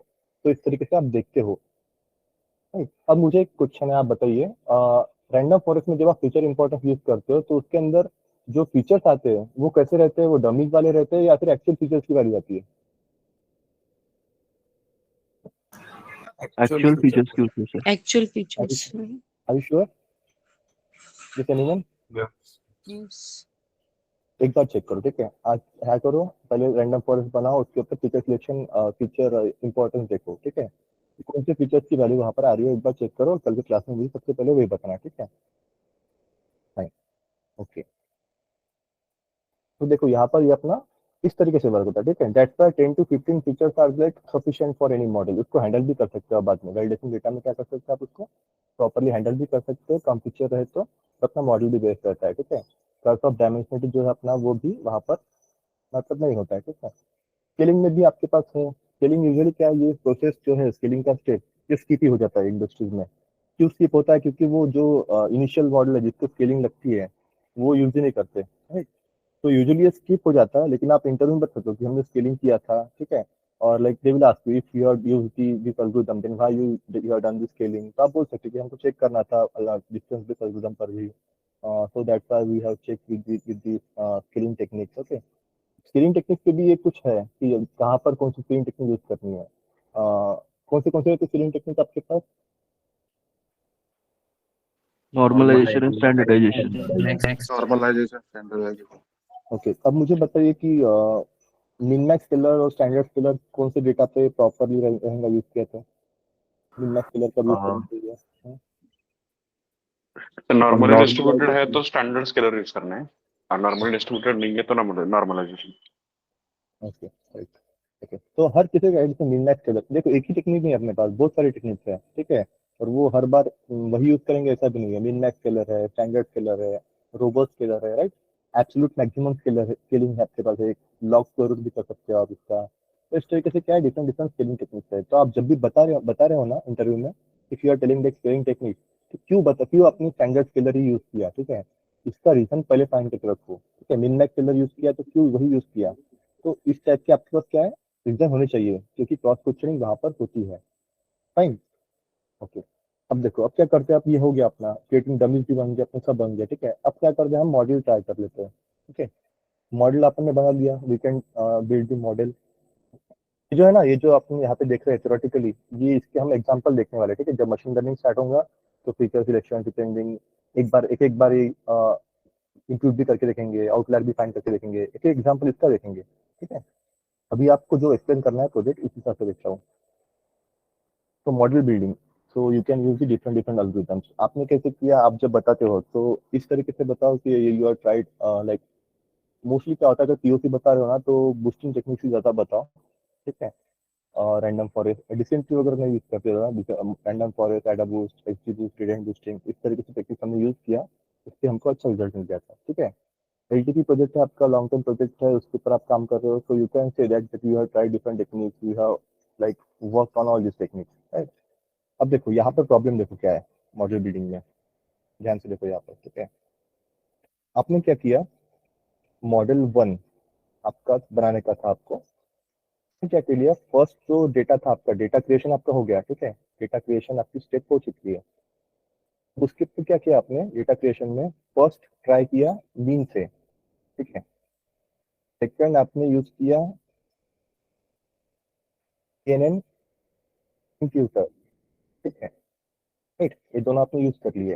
देन आफ्टर आपने क्या किया, ये दो डेटा थे, उसके बाद आपने स्मूथ, लेट्स से स्मूथ अगर आप यूज कर रहे हो डेटा को सैम्पलिंग और सैम्पलिंग करने के लिए, तो आपने ये भी यूज किया है। सबसे पहले यूज किया 40-60 का आपने स्मूथ लगाया, then after that you are use the 30-70 का स्मूथ। ठीक है, आप अगर इस तरीके से काम कर रहे हो तो जो आप सोचते हो कि मॉडल बनाना एक दिन का काम है तो हो जाएगा, तो फास्ट होता है, ठीक है, ऐसा नहीं है।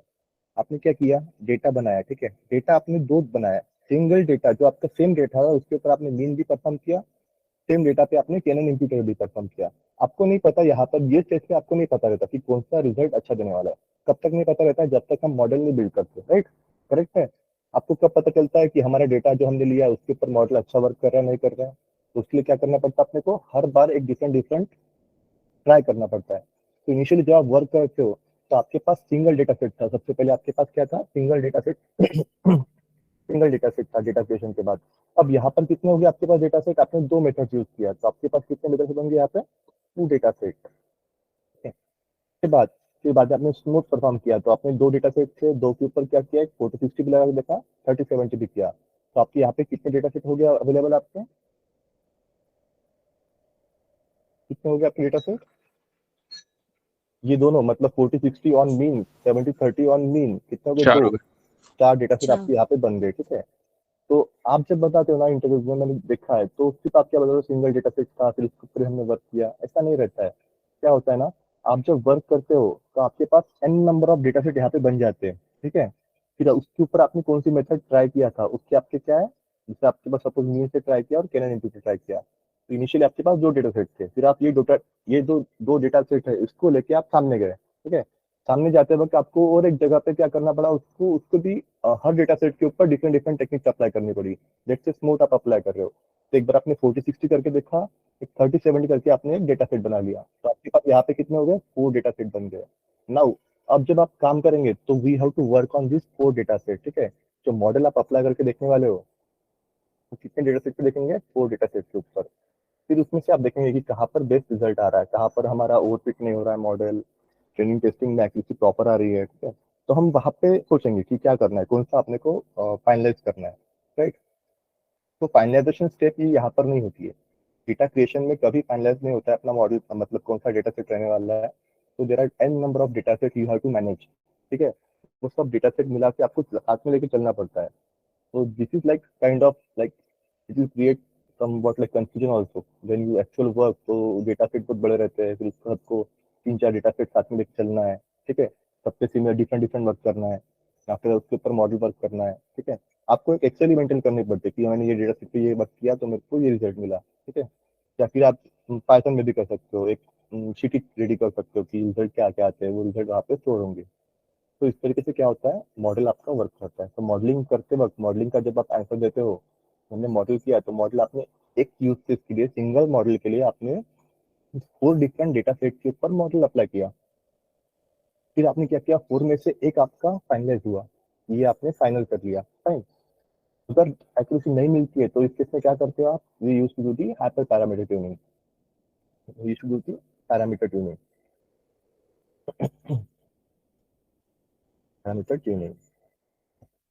हमेशा पूछते हैं कि आपको कितना टाइम लगा था मॉडल का हाइपर पैरामीटर ट्यूनिंग करने में, पूछते, किसी को पूछा ऐसा क्वेश्चन कि कितना टाइम लगा था आपको, how much time you required for to like build the model or run the model and then tune the model, पूछते हैं। ठीक है, ऐसा पूछा था सर, पूछा था ना, ठीक है, तो आपने कितना बताया था फिर टाइम, नहीं बताया था। हाँ ठीक है, नहीं बताया, अब बताने का टाइम, ठीक है, टाइम कैसे बताया ना, it depends on the data, first thing is depends on the data, तो उसके फीचर्स कितने हैं, उसका कितने बार वो चेक करने वाला है, ठीक है।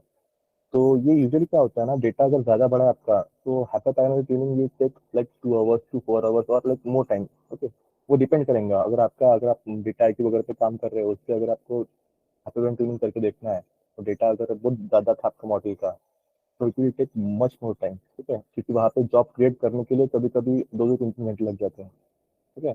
तो एक फिक्स कर लो कि इतना डेटा सेट था अपना 10 रिकॉर्ड से, तो 1 आवर 2 आवर का टाइम लगा था, ठीक है। इस तरीके फिक्स कर लो और बताओ कि ये ट्यूनिंग करते थे हम, ट्यूनिंग करना मतलब क्या है, एक सब ट्यूनिंग करके रख दिया, तो वहाँ पे भाई उसको देखते नहीं बैठते ना, तो उस टाइम पे we can use the different, like अगर आप ट्यूनिंग कर रहे हो तो आप दूसरा मॉडल पे वर्क करेंगे, तब तक उसका देखेंगे क्या करना है, तो डेटा पे वर्क करेंगे, ठीक है। तो ये एक्स्ट्रा काम होता है, मतलब ये बात लगा के दो, एक बार चालू कर दो ट्यूनिंग करना और अपना दूसरा टास्क करके बैठो, ठीक है। तो दिस इज वन वे। अब देखो इसके बाद आपको नहीं पता रहता क्या होता है, तो ठीक है, ट्यूनिंग हो गया, आपका मॉडल फाइनल हो गया, एक बेस मॉडल आपको मिल गया, ठीक है। What are the evaluation parameters for the classification algorithm? F1 score, recall, and precision. Precision. ROC, AOC curve. अरे ठीक है, राइट राइट। तो इवैल्यूएशन पैरामीटर्स आपको पूछते हैं कि आपने कौन से इवैल्यूएशन पैरामीटर्स किए, अगर आप बोल रहे हो कि F1 स्कोर यूज किया है, तो why F1 score, why precision, why recall, तो आपको वो एक्सप्लेन करके आएंगे, ठीक है, क्या रहता है प्रिसीजन, क्या रिकॉल रहता है, ठीक है, वो हम कंफ्यूजन मैट्रिक्स पर देखेंगे, तो उसके अंदर डिटेल में पढ़ेंगे what about the evaluation parameters, okay, ये रहता है। देन आफ्टर दैट, अब देखो यहाँ से आपका टास्क खत्म हो गया, अगर as a data scientist, proper data scientist की अगर आपकी टीम है, तो हियर आपका जो काम है वो खत्म हो गया, आप एक सिकल फाइल बनाते हो, ठीक है, सिकल फाइल सबको पता है, होप, तो उससे बना के आप क्या करते हो, यूआई डेवलपमेंट की जो टीम रहती है, then the UI development team को आप वो दे देते हो, ठीक है। अब उसके बाद का काम क्या होता है, डिप्लॉयमेंट एंड यूआई क्रिएशन, वो रहता है यूआई एंड डिप्लॉयमेंट, वो दूसरी टीम का काम रहता है। स्मॉल स्केल इंडस्ट्री में ये भी काम आपको करना पड़ता है, तो मतलब मोस्टली नहीं करते हैं, ठीक है, इसके लिए डिफरेंट ही रहता है यूआई एंड डिप्लॉयमेंट के लिए। अगर आपको आता है डिप्लॉयमेंट अच्छे से, आपने पढ़ा है AWS वगैरह, तो आप बोल सकते हो, बट यूआई के काम तो आप नहीं करते हो, ठीक है। तो यूआई डेवलपमेंट रहता है, उसके लिए डिफरेंट ही टीम रहती है पूरी प्रॉपर, उसके ऊपर आपको मतलब वो आपका टास्क ही नहीं है, ठीक है, यूआई डेवलप करना वगैरह, आपका टास्क है बैकग्राउंड में वर्क करना, राइट।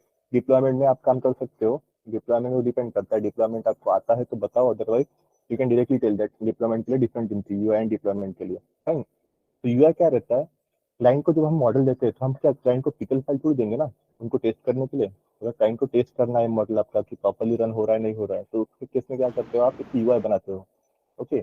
यूआई मतलब क्या रहता है, एक सिंपल, जैसे जो फीचर्स आपने मॉडल में यूज किए, वो फीचर्स के लिए क्या रहते हैं, टैब रहते हैं कि लेट्स से अगर आपने एज का फीचर यूज किया, मार्क्स का फीचर यूज किया, देन जेंडर का फीचर यूज किया, तो उसके अंदर क्या क्या वैल्यू आ सकती है, तो वो वैल्यूज पर्टिकुलर क्लाइंट वहाँ पे पुट करेंगे, and then it will run, okay, then whatever the result that he is getting, he or she is getting, तो वो रिजल्ट उसको व्यू रहता है कि this is like yes or no, जब भी उनका क्लासिफिकेशन होगा वो आपको रिजल्ट वहाँ पे व्यू रहता है, ठीक है।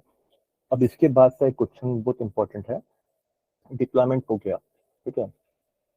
अब आपको क्वेश्चन पूछते हैं कि आपने डिप्लॉय तो कर लिया, फिर आपने मॉडल को कैसे चेक किया कि आपका मॉडल प्रॉपरली वर्क हो रहा है नहीं हो रहा है, तो ये आपने कब चेक किया, तो कितने महीने बाद, कितने सालों बाद आपको ये इसका रिजल्ट आया, ठीक है। यूजुअली क्या बोल सकते हैं आप, 6 महीने वगैरह आपने उसको जब डिप्लॉय किया, उसके बाद we can like revisit the model, हमने रिविजिट किया कि उसका क्या रिजल्ट आ रहा है, प्रॉपरली वर्क हो रहा नहीं हो रहा है, ठीक है। तो आप उस केस में बोल सकते हो कि model was working fine, okay. अगर आपको ये थोड़ा बढ़ाना है, उनको उन्होंने क्वेश्चन पूछा कि इसके बाद अगर मॉडल में ऐसा हुआ कि मॉडल का जैसे कोविड का था, ठीक है, जैसे कोविड जब आया था, तब जो डेटा बना मॉडल का वो एकदम डिफरेंट था। आपने देखा होगा कि कोविड के पहले लोग थिएटर्स में वगैरह जाके मूवी देखते थे ज़्यादा, ठीक है। कोविड के बाद क्या हुआ, OTT वगैरह प्लेटफॉर्म आए, वहाँ पर क्या हुआ, फिर लोगों का व्यू चेंज हो गया देखने का, ठीक है। लोग अभी क्या करते हैं, OTT पर भी ज़्यादा देख लेते, कंटेंट कंटेंट है मिल रहा है वहाँ पर, तो वहीं पे देखना प्रेफर करते हैं, why to go theatre, like normal movie देखने के लिए थिएटर में नहीं जाते, ठीक है। अब जब आपने मॉडल कोविड से पहले बनाया था, तो उसमें क्या था, जो बिहेवियर जो था कस्टमर का, वो डिफरेंट था। कोविड के बाद जो कस्टमर का बिहेवियर हो गया, वो क्या था, फिर से डिफरेंट हो गया, ठीक है। अब उस केस में क्या होगा, जो कोविड के पहले आपने मॉडल बनाया, तो विल इट रन जो एक्सपेक्ट कर रहे हो आप, जो आउटपुट उसमें देना चाहिए, तो वो आउटपुट आएगा क्या आपको, डू यू थिंक आएगा कि आपको अगर बिहेवियर कस्टमर का बिहेवियर चेंज हो गया मतलब डेटा ही उसका चेंज हो रहा है और आपने जो कोविड के पहले उसको मॉडल बना के दिया था वो सब जैसा वर्क कर रहा था वैसा अभी के कस्टमर का बिहेवियर ही नहीं है, बिहेवियर ही चेंज हो गया मतलब उनका डेटा ही चेंज हो गया डे टू डे वर्किंग का, right, day to day living का उनका डेटा ही चेंज हो गया। तो उस केस में आपका मॉडल वर्क होने वाला है क्या? No, sir. No, sir. हाँ, तो अब इस केस में क्या करेंगे? सिर्फ इस केस में क्या कर सकते हैं? Anyone can answer. Model retraining, sir. Retraining, yes correct, model retraining.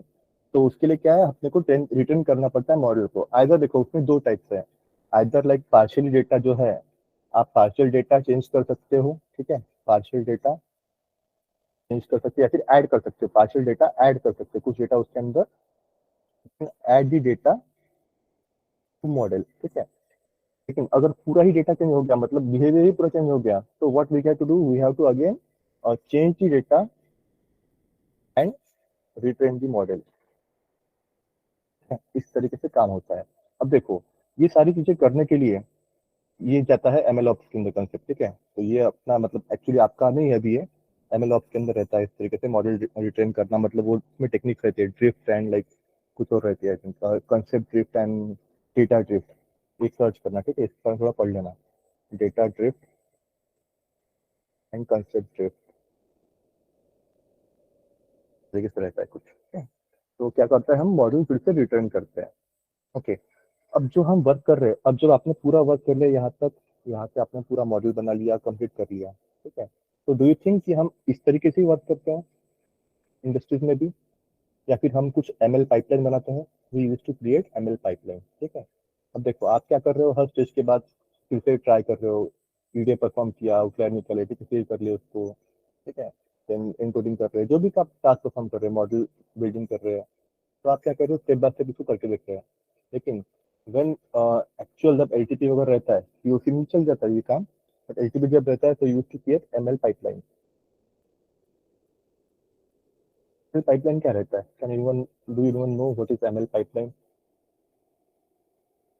Flow. Yes, पूरा स्टार्टिंग से लेके एंड तक एक पाइथन फाइल बना के उसी को रन करना, तो राइट, फिर पूरा डेटा उसी में ये हो जाएगा। Exactly correct, very good. तो क्या रहता है ना, एमएल पाइपलाइन क्या रहता है, आपको जैसे मैं बताता हूँ थोड़ा, मतलब कोड का ही बता देता हूँ। एसक्यूएल में रहता है, एसक्यूएल में एक डॉट पाइपलाइन अंदर input we can like capital piece रहता है, एक बार कंफर्म कर लेना, ठीक है, पाइपलाइन। तो यहाँ पर क्या कर सकते हैं आप, जैसे आपका मॉडल है, लेट्स से आपका मॉडल बना मॉडल 1, ओके।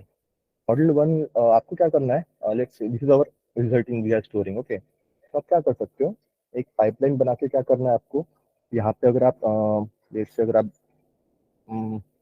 इनकोडर परफॉर्म कर रहे हो, ओके, और फिर प्री प्रोसेस कर रहे हो, तो what we can do here in pipeline, we have to pass, like आप क्या करते हो, एक फंक्शन क्लास बना के क्या करते हो, उसका डिफरेंट डिफरेंट लिख लेते हो। अगर आपका कोई भी चेंजेस करना रहा किसी भी जगह पे आपको एरर मिला तो आपको क्या करना है, सिर्फ वहीं पे जाके चेक करना है कि पर्टिकुलर फंक्शन या फिर क्लास में एरर मिल रहा है, मतलब वहीं पे प्रॉब्लम है, ठीक है। और अगर आपने डेटा सेट पास कर लिया तो एक फ्लो में, एक ही रन में पूरा आपका जो मॉडल है वो वर्क होना चाहिए, एक ही फ्लो में पूरा मॉडल रन होना चाहिए, उसके लिए रहता है अपना डेटा पाइपलाइन, ठीक है। तो यहाँ पर क्या रख सकते हैं आप, कुछ एक मेथड है, जैसे आपने कुछ एक क्लास है गेट आउटलेट, एक एग्जांपल ले रहा हूँ, ठीक है, get outlet like let's say binary column underscore करके लिखना ना, ये बेस्ट प्रैक्टिस है, चेक लीजिए, ठीक है। आफ्टर दैट उसका अपने कुछ फंक्शन है यहाँ पे, आउटलेट टाइप क्लास है, लेट्स से कुछ होगा, जो भी होगा, outlet type encoder. After that अगर आप कुछ टास्क की प्रोसेसिंग कर रहे हो तो let's say you are doing pre processing, ये आपका इन packet, okay.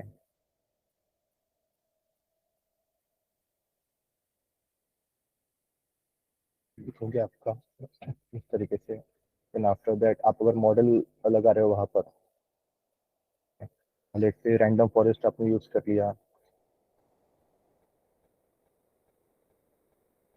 Random forest, okay. तो वहाँ पर क्या कर रहे हो आप, यहाँ पर एक रैंडम फॉरेस्ट रिग्रेसर फॉरेस्ट, ये कैपिटल रहता है ना, रिग्रेसर।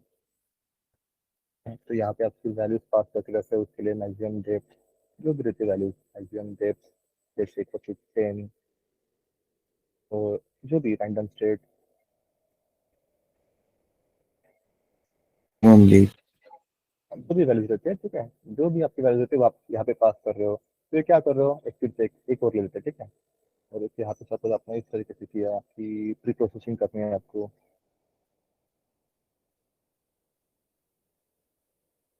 प्री प्रोसेसिंग इसका बना लिया। तो यहाँ पे जो प्री प्रोसेसिंग का आपका फंक्शन रहेगा, उसी क्लास रहेगा, वो आप यहाँ पे क्लास कॉल कर रहे हो। इस तरीके से क्या होता है, आपका पूरा पाइपलाइन रेडी हो जाता है। तो आप जब भी आपको कुछ प्री प्रोसेसिंग में प्रॉब्लम आ रहा है तो आप जाके वहाँ पे चेक करेंगे, ठीक है। इस फंक्शन में, इस क्लास के अंदर रैंडम फॉरेस्ट में कुछ प्रॉब्लम आ रहा है तो वहीं पे जाके चेक करेंगे, राइट। तो ये आपका सिंगल फेज में पूरा रन हो जाता है। डेटा सेट इनपुट दो, बाकी का पूरा काम एक इसमें हो जाता है, राइट। तो अगर आपको किसी ने बोला कि आपने एमएल पाइपलाइन पढ़ा है क्या, तो हाँ बोलो कि एमएल पाइपलाइन में ही, तो क्या आपने एमएल पाइपलाइन में काम किया है क्या, तो बोलना हाँ, एकदम कॉन्फिडेंस लेके बोला कि विदाउट एमएल पाइपलाइन काम नहीं होता है किसी में। पीओसी में हो जाता है, पीओसी में विदाउट पाइपलाइन भी हम काम कर सकते हैं, लेकिन पाइपलाइन बनाना इज वेरी इंपॉर्टेंट। तो if you are saying that you have done one project on ML, machine learning पे प्रोजेक्ट किया और आपको एमएल पाइपलाइन नहीं पता है, तो that will create bad impact, okay. और आपको ये जो है ना ट्रेनिंग के कंसेप्ट, रिट्रेनिंग वगैरह, जो एमएल ऑप्स के कंसेप्ट रहते हैं वो थोड़े बहुत पता होना चाहिए, ठीक है। पूरा नहीं पता है तो कोई इशू नहीं है, ठीक है, but some concept of ML ops you should know, right. Data type क्या रहता है, कंसेप्ट टाइप क्या रहता है, ठीक है। डेटा ऐड करना मॉडल को क्या रहता है, पूरा मॉडल का डेटा चेंज करना, मतलब that is costly part. Whole model का डेटा चेंज करना मतलब आपका एमएल पाइपलाइन भी चेंज होने वाला है उस हिसाब से, right. That is costly part. तो ये होता है, इस तरीके से अपना आप प्रोजेक्ट को एक्सटेंड कर सकते हो, ठीक है। अगेन मैं थोड़ा शॉर्ट में कोई बता देता हूँ। इनिशियल हम देखो प्रोजेक्ट एक्सटेंशन स्टार्ट कहाँ से किया था, रिक्वायरमेंट से, ठीक है, गैदरिंग से। यहाँ से लेकर तो जो पार्ट था सिनेरियो प्लानर तक था, ठीक है, वो आपको यूज होगा क्रॉस क्वेश्चनिंग के लिए। अगर आपको क्रॉस क्वेश्चनिंग होती है तो आपको पता है कि हमने कैसे वर्क किया था एक्चुअल में, राइट। इसको आप थोड़ा आपके हिसाब से जैसा आपको बताना है इंटरव्यू में, जैसा आपको बताना है। ये मैं फाइल शेयर करता हूँ, ठीक है, ये कंप्लीट फाइल आज शेयर कर देता हूँ अभी। तो आपको जिस हिसाब से प्रोजेक्ट एक्सप्लेन करना है आप अपना फ्लो बना लो, ठीक है। मैं आपको रेकमेंड करूंगा कि आप अगर टाइम है आपके पास, ग्रुप आपके पास अवेलेबल है, आपका प्रोजेक्ट ग्रुप, तो क्या करो 4-5 लोगों का ग्रुप बनाओ, आप खुद ऐसा वर्क करके देखो, ठीक है। डेटा सेट आप फाइंड करो, मल्टीपल डेटा सेट फाइंड करो, दिन उससे डेटा क्रिएट करके देखो खुद से ही, यूज केसेस बनाओ, टारगेट वेरिएबल बना के देखो। उस टाइप से जैसे वर्क होता है ना वैसा एक बार करके देखो, ठीक है। एमएल आर्किटेक्चर बनाओ, ठीक है, एक डैशबोर्ड वगैरह क्रिएट करके देखो। तो क्या होगा, आप यूज टू हो जाएंगे उससे। एक बार आप यूज टू हो गए, फिर आप कौन से इंटरव्यू में भी चले गए तो आपको इंटरव्यू तो क्रैक होना ही है। अगर एमएल का इंटरव्यू है आपका, तो आपने काम ही किया है ना, आपने काम किया है तो आप कोई भी आंसर दे सकते हो। What are the difficulty that you are faced in your model. अब जब तक काम नहीं करे तब तक डिफिकल्टी पता नहीं चलती है, ठीक है। तो काम करके देखो, टाइम है तो, ठीक है। If you don't have time तो मैं कुछ बोल नहीं सकता वहाँ पर, बट टाइम है आपके पास तो एटलीस्ट वर्क करो इसके ऊपर, ठीक है। पर project extension is very important, इससे आपका सिलेक्शन होना है ना होना ये सब डिसाइड हो जाता है, ठीक है। तो इसके ऊपर प्रॉपर जब जो फाइल है ना, आप इसको देखो एक बार, पढ़ो क्या क्या पॉइंट आप अपने एक्सटेंशन में रखने वाले हो, ठीक है। डेटा गैदरिंग का ये पार्ट था, ये आपका क्रॉस क्वेश्चनिंग के लिए था। डेटा कैसे मिला आपको तो बताओ, ठीक है। डेटा ऐसे मिला हमको, ऐसा हुआ, ये बताने की जरूरत नहीं है, लेकिन पूछते क्वेश्चन कि आपको डेटा कैसे मिला, फिर how you have faced data, right, how you use that data, is data is in single file और इन मल्टीपल फाइल। तो इस तरीके से पूछते हैं। हाइपोथेसिस से आप बता सकते हो, जब आप एक्सप्लेन कर रहे हो तो आप बोल सकते हो कि to understand data we have done the hypothesis and we have derived some columns which are important for our use cases. We have also need to derive the target variables because the target variable is not like actually given to us, okay, as it is given नहीं था, ठीक है। उसको हमने derive करना था किसी data पर से देखकर कि इस तरीके का रहा तो ये होता है हर बार, ठीक है। तो उस तरीके से हमने we have derived the target variable, okay. और यूज केसेस हमने समझ लिया, अंडरस्टैंड कर लिया। डेटा आर्किटेक्चर हमने बनाया कि we have first thing, we in our industry we usually used to follow the standards for model building. We used to create the data architecture first, so that like we will be able to understand the data and we will be able to merge the data when it is required. तो वहाँ पे कहाँ पे कौन से field थे, okay. Entity relationship diagram we have to use, okay.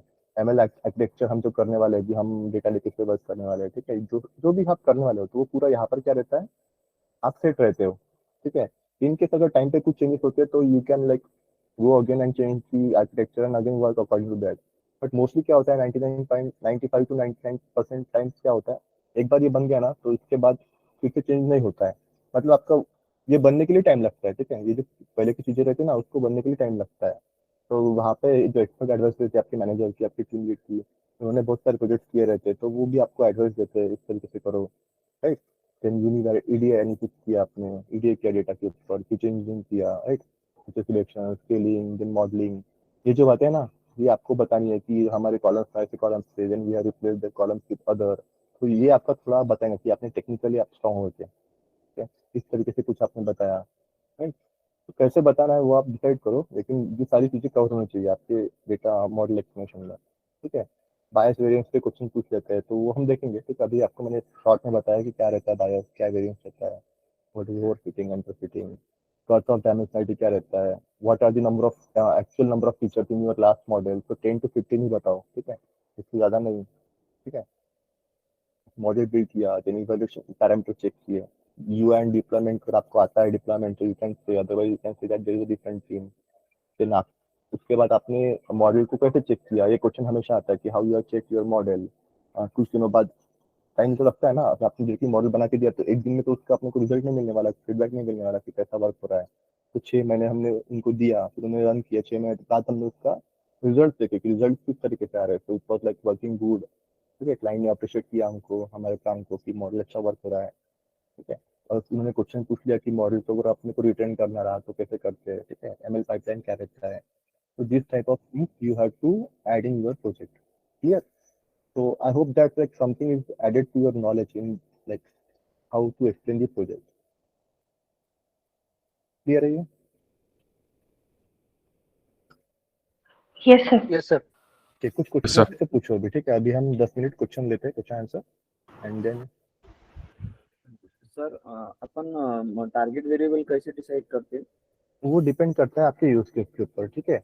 अब देखो target variable as it is तो कभी गिवन रहता नहीं है, फर्स्ट थिंग ये क्लियर कर लो, ठीक है। ये बात ध्यान में रखो कि टारगेट वेरिएबल हमको एज इट इज क्लाइंट ने दिया, ऐसा बोलना ही नहीं है। टारगेट वेरिएबल हमको डिसाइड करना पड़ता है। यूज केस क्या है क्लाइंट की, क्लाइंट पे यूज केस क्या है कि उसको रेवेन्यू बढ़ाना है, कि उसका रेवेन्यू पर इंप्रूवमेंट के, या फिर कौन सा प्रोडक्ट रखना है नहीं रखना है, वो उसका यूज केस है, ठीक है। तो उस हिसाब से अपने को क्या करना पड़ता है, डेटा देखना पड़ता है पहले कि कौन सा डेटा अवेलेबल है, कौन से डेटा से अगर ये हो रहा है ए बी सी, अगर ये 3 वेरिएबल रहे तो क्या रहता है, यस, उसका रिजल्ट अपना जो आता है वो यस आता है और 1 आता है।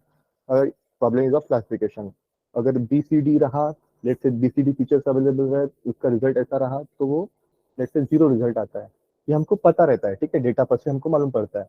तो उस हिसाब से हम क्या करते हैं, टारगेट वेरिएबल डिसाइड करते हैं, okay. Always we use to decide the target variable, as it is available नहीं रहेगा।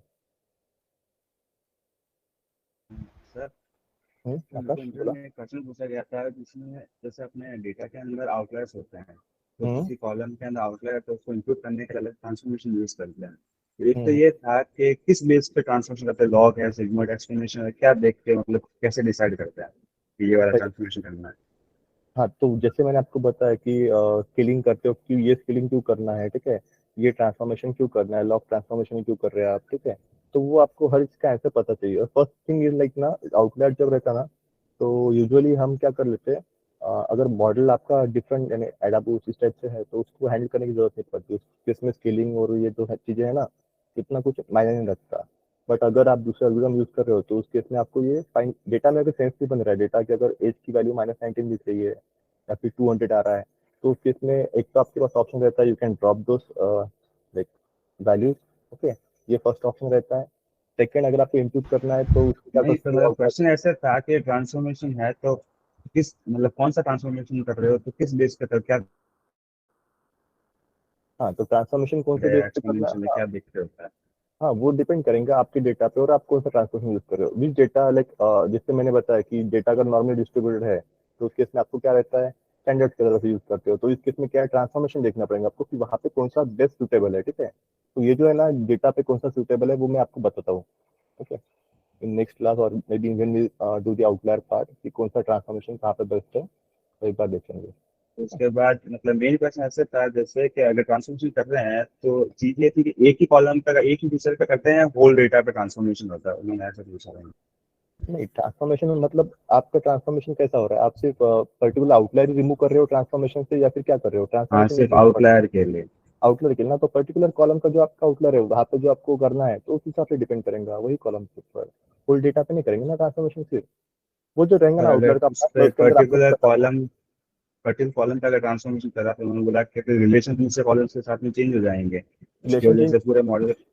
हाँ रिलेशन चेंज होंगे आपके। वो जो है ना वो पार्ट मैं आपका आउटलायर में लेता हूँ, ठीक है। इस रिलेशन को कहाँ पे देखना, कहाँ पे कौन सा ट्रांसफॉर्मेशन करना, why why we required to do the transformation first, पहली स्टेप तो ये रहेंगे, ठीक है। ट्रांसफॉर्मेशन क्यों करना है, ठीक है, उसको एक रेंज में क्यों लाना है प्रॉपरली, वो सारा हम आउटलायर में देखेंगे, ठीक है। मैं एक बार क्लियर कर लूंगा पूरा, मतलब मुझे अभी याद नहीं आ रहा कि वाई कौन सा ट्रांसफॉर्मेशन कहाँ पे यूज करना है, ठीक है। तो एक बार मैं ध्यान में लूंगा फिर आपको बताता, ठीक है।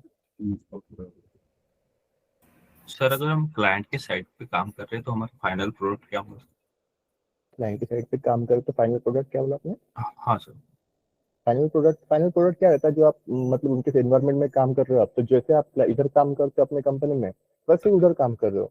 जो भी आपका फाइनल प्रोडक्ट है, जैसे यूज केसेस जो थी उसका जो प्रॉब्लम सॉल्विंग था वो आपका आउटपुट रहेगा, वो इन द फॉर्म ऑफ आपने उनको डिप्लॉय करके दिया मॉडल आपने उनको उनके ही एनवायरमेंट में, तो they can use that model. तो फाइनल जो रहता है ना वो आपका मॉडल ही रहता है, ठीक है। Final output is your model और वो आप डिप्लॉय करके देते हो और वो यूज करके देखते हैं मॉडल को। सर कोई एग्जांपल मतलब एग्जाम्पल देखो अभी, हाँ सर। हाँ एग्जाम्पल कैसे, हाँ पिकल फाइल देखते हैं तो ठीक है। एग्जाम्पल कैसा है देखो, अभी एक मॉडल था जैसे यूज केस है कि पर्टिकुलर बंदा एडमिशन लेंगे या नहीं लेंगे आपके कॉलेज के अंदर, ठीक है। इस टाइप से अगर कोई कॉलेज है आपका वो आपके पास आता है, तो आपने क्या कर लिया, वो मॉडल पूरा रन कर लिया, टिपिकल फाइल बनाई आपने, फिर उसको डिप्लॉय कर लिया प्रॉपरली, उसका यूआई डेवलप कर लिया। यूआई डेवलप करने के बाद वो जो मॉडल बना है वो बैकग्राउंड में वर्क हो रहा है, राइट। अब क्या करेंगे, जो यूजर है उसका, जो मॉडल को यूज करने वाला है वो क्या करने वाला है, सिर्फ एक तो बैच अपलोड करेगा। बैच अपलोड मतलब सारे 10-15 वैल्यूज एक साथ में अपलोड कर लेंगे वहां पर, या फिर वो क्या करेंगे मैन्युअली अपलोड करेगा। मैन्युअली इन द सेंस, अगर वहाँ पे जेंडर का फीचर है तो मेल है तो मेल सिलेक्ट किया, देन आफ्टर दैट वो वहाँ पे वैल्यूज है कि वो कौन सी इसका था, इंडिया का था, यूके का था, तो वो सिलेक्ट किया। जो भी फीचर्स आपके मॉडल में थे ना वो सारे आपके क्या आ जाएंगे वहाँ पर एज अ टैब आ जाएंगे, टैब या फिर बोलो कुछ भी, either you have to put the values over there. अगर स्कोर पूछा है तो स्कोर क्या करेंगे आप वहाँ पे स्कोर पुट करेंगे, अगर आपका एसएससी का स्कोर पूछा है तो 92, राइट। तो इस टाइप से आप वैल्यू पुट करेंगे वहाँ पर, that then you can like see what are the result. तो आपका मॉडल बैकग्राउंड में वर्क होकर क्या बोलता है, वो रिजल्ट देता है आपको कि ये पर्सन एडमिशन लेने वाला है, ये पर्सन एडमिशन नहीं लेने वाला है, this is just a prediction. तो ये यूज रहता है अपना जो भी इसको यूज कर रहा है मॉडल को, ठीक है। सेकंड पर्सन जो यूज करता है ना, आपने मॉडल बना दिया, ये आपने प्रोडक्ट बना के उनको दे दिया, अब वो उसको यूज करेंगे। अब उस यूज करने के तरीके दो टाइप से रह सकते हैं, एक तो बैच यूज रह सकता है उसका, बैच अपलोडिंग, या फिर क्या है बैच मतलब एक साथ ग्रुप में 10-15 लोगों का डेटा अपलोड कर दिया, ठीक है, और 10-15 लोगों के रिजल्ट फाइंड कर दिया। एक तो ऐसा हो सकता है, एक तो कैसा हो सकता है, सिंगल यूजर का उसने डेटा इंसर्ट किया और वहां पे चेक किया, ठीक है। तो दो टाइप से वो यूज कर सकता है। This is our final model, final result जो भी रहता है आपका, ठीक है। Shubham, is it okay? Okay yes sir. Yes Prithvi, आपने कुछ बोला? सर वो which transformation to use, we can use Q plot की मदद से भी वो कर सकते हैं ना हम, डेंसिटी को देख के which transformation we can perform. Transformation सीख सकते हो, वो जो ट्रांसफॉर्मेशन टॉपिक है ना मैं वो आउटलाइन में आपको बताता हूँ, ठीक है, पूरा प्रॉपरली। कुछ पॉइंट में से मिस हो जाएंगे अभी अगर बताया तो that may be like not good, okay. मैं आपको पूरा डिटेल में सब ठीक है। Okay sir, because I was also question on this. हाँ नहीं बताता हूँ आपको। Okay sir. आउटलाइन जब अपना मशीन लर्निंग स्टार्ट होगा ना तो उसके अंदर कवर करेंगे पॉइंट, ठीक है। तो I hope that the model, हाँ बोलिए। आपण प्रत्येक कॅटेगरीकल फीचर वरती वन हॉट इनकोडिंग अप्लाय करतो. हाँ आपको डेटा न्यूमेरिकल आप दे नहीं सकते, विदाउट न्यूमेरिकल डेटा आपको मॉडल का वर्क होगा क्या? Yes, will your model work without like, अगर आपका डेटा इस तरीके से है कि उसके अंदर वैल्यूज अवेलेबल जैसे ए वैल्यू बी वैल्यू, तो ये न्यूमेरिकल नहीं है, राइट। तो will your model work? No. तो you have to convert, okay. आप उसको लेबल इनकोडिंग लगाओ, वन हॉट इनकोडिंग लगाओ, जैसे करते हो नॉर्मली। क्या करते हैं हम, डमी कर लेते हैं, गेट डमीज करके फंक्शन है, गेट डमीज फंक्शन यूज किया आपने? हाँ किया है.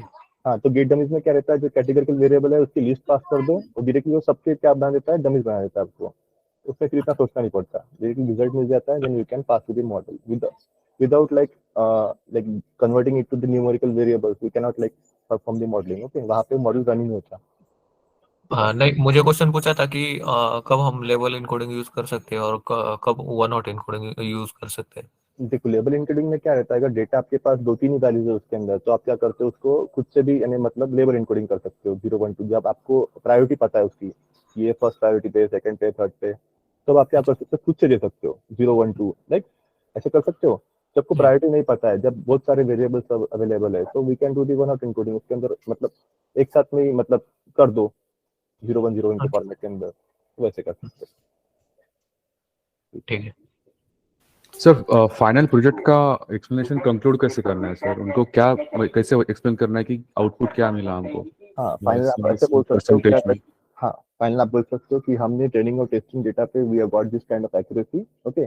After that when the data for validation has come to us, we have run the data, we have run on the model, and we have shared the result with the client, okay. As we are getting the 90% accuracy on our training and testing the data that we are used for testing purpose, same accuracy that we are getting on the validation data, so that is our final confusion आप बोल सकते हैं कि हमको 90% accuracy last में मिला है। तो how we got the accuracy, मतलब वैलिडेशन डेटा पे जब तक आपका रिजल्ट नहीं आता है तब तक आपका एक्यूरेसी कंसीडर नहीं होता है, ठीक है। यहाँ पर आप 90% निकालो 95% निकालो कोई यूज नहीं उसका, जब तक वैलिडेशन डेटा पे एक्यूरेसी कंपेयर नहीं होता है, मतलब यहाँ पर 90% मिला है और वहाँ पर भी 90% या फिर 85% इस तरीके से मिल रहा है, तो that is the good model.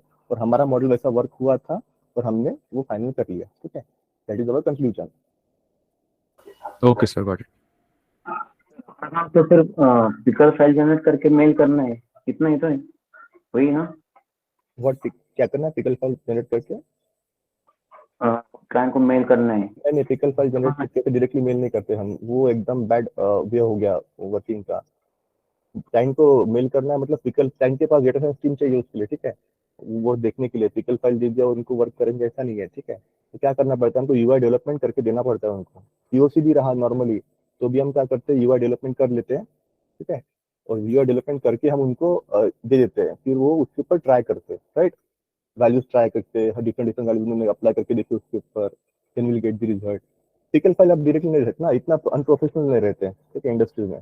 आप अपने फ्रेंड के साथ शेयर कर सकते हो पिकल फाइल शेयर किया, तू ट्राई कर ले तेरे मन से कितना क्या है तो उसके अंदर आप बोल सकते हो, ऐसा क्लाइंट को नहीं बोल सकते ना, राइट।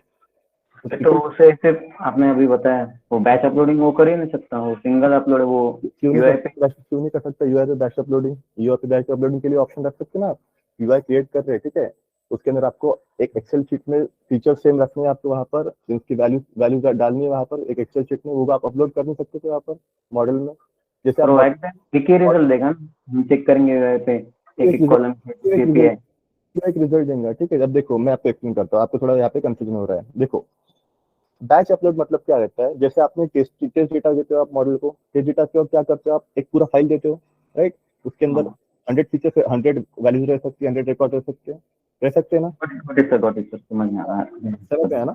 हाँ, तो बैच अपलोडिंग होता है, ठीक है, बैच अपलोडिंग कर सकते हैं या फिर सिंगल कर सकते, चेक कर सकते हैं आप, क्लियर?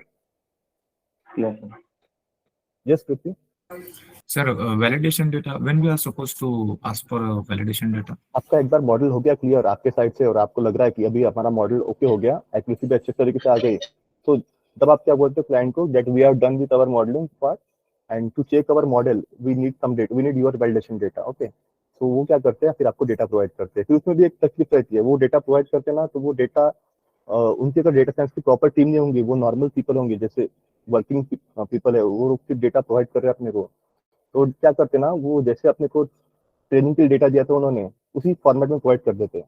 तो फिर प्रॉब्लम क्या होता है, फिर से उसको लेके आओ वो फॉर्मेट के अंदर, ठीक है, फिर से उसको प्रॉपर डेटा क्रिएशन करो, राइट, फिर वो अपना टास्क बढ़ जाता है।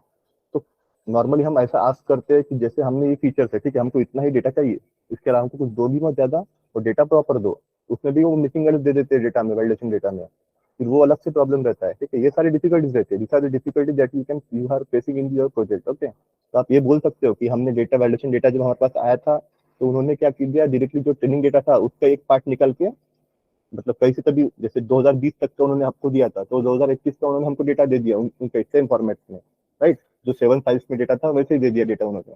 फिर से हमको क्या करना पड़ा, डेटा क्रिएशन पार्ट करना पड़ा, फिर उसके ऊपर आपको ये भी करना पड़ता है, मतलब in case if you required तो आपको वहाँ पर क्या करता है, इम्प्लीकेशन भी करना पड़ता है, फिर उसके बाद आपका रिजल्ट आपको देना पड़ता है उनको, तो that is very very hectic part. Yes sir, that's why I asked कि वैलिडेशन में अगर प्रॉब्लम हुआ तो किस तरह से हैंडल?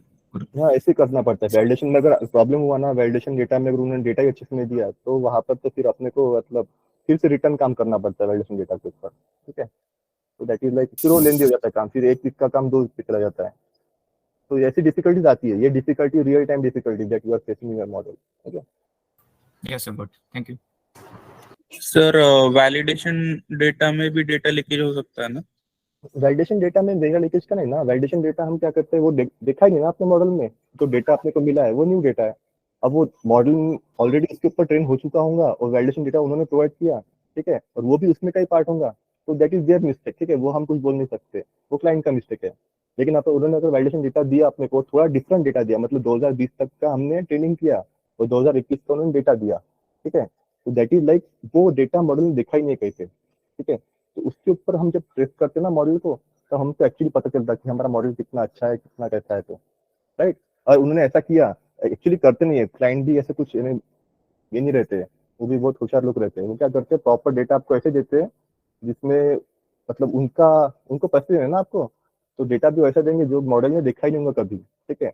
उस केस में वो कभी कभी डेटा में वो बोला ना आपको मैंने कि अदर्स करके रखना पड़ता है अपने को, कि वो डेटा में ऐसी वैल्यूज ही रहती नहीं जो वैलिडेशन डेटा में अपने को प्रोवाइड कर लेते हैं, तो that is different challenge for us, तो उसको भी फिर प्रॉपरली मैनेज करो।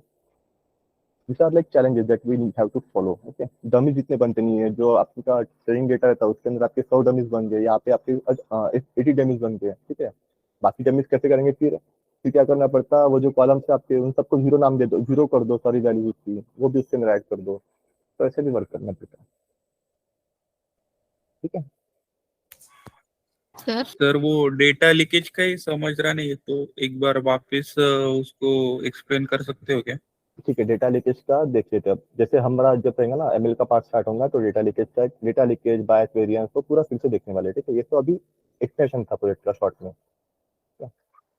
तब देखेंगे, ठीक है। Yes Shweta, you are saying something? Yes sir, वो फ्लास्क जब अपन वेब फ्रेमवर्क बनाते हैं तो उसमें जैसे अपना मॉडल पूरा बना हुआ रहता है, लेकिन उसमें अगर थोड़ा सा चेंजेस करना होगा, जैसे क्लाइंट की रिक्वायरमेंट है कि वहाँ पे थोड़ा सा चेंजेस चाहिए आपको एक आध फीचर में, तो फिर कैसे करेंगे सर?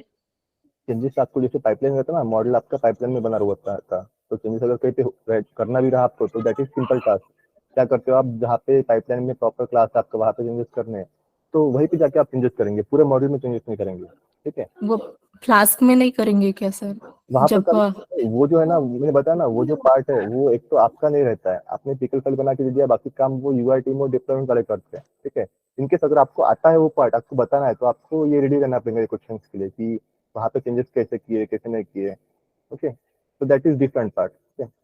आई विल प्रीफर कि अगर डिप्लॉयमेंट का अगर नहीं आता है, उस क्लास वगैरह का आपको अगर नहीं प्रॉपर पता है, ठीक है, तो वहाँ पर मत जाओ, मतलब वो यूआई टीम काम करती है उसके ऊपर, हर कंपनी में यूआई टीम होती है, राइट। आपको क्लास पढ़ाया गया, सब बातें पढ़ाई गई है, तो वो that is extra knowledge for you, you can keep that knowledge and you can like answer those question, but preferable है कि आप वहां तक बताओ जितना आपको क्लियरली आता है, ठीक है।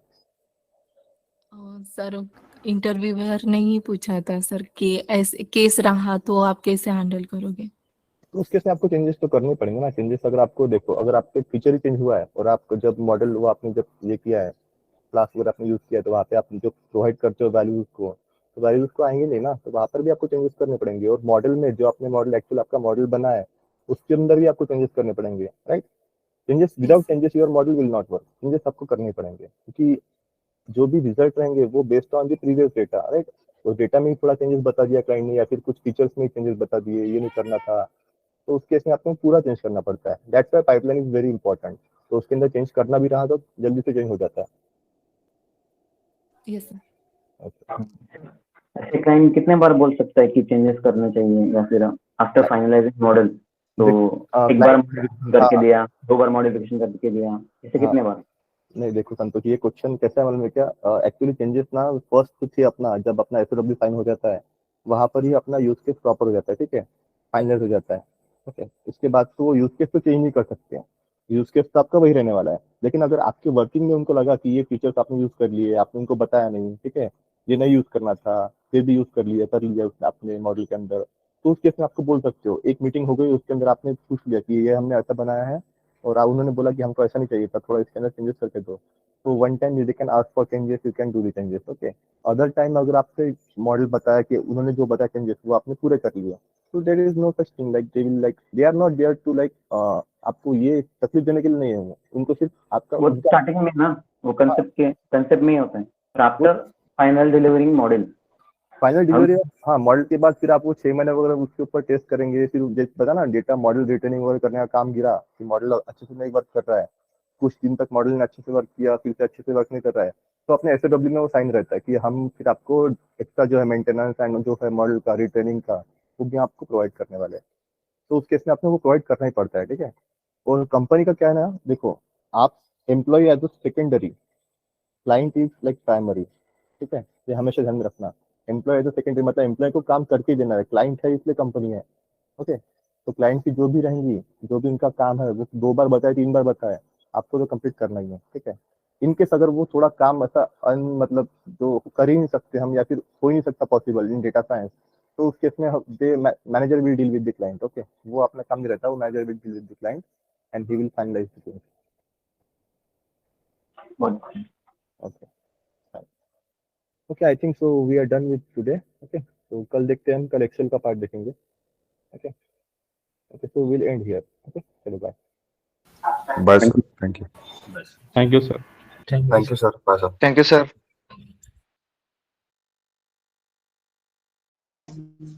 Thank you sir.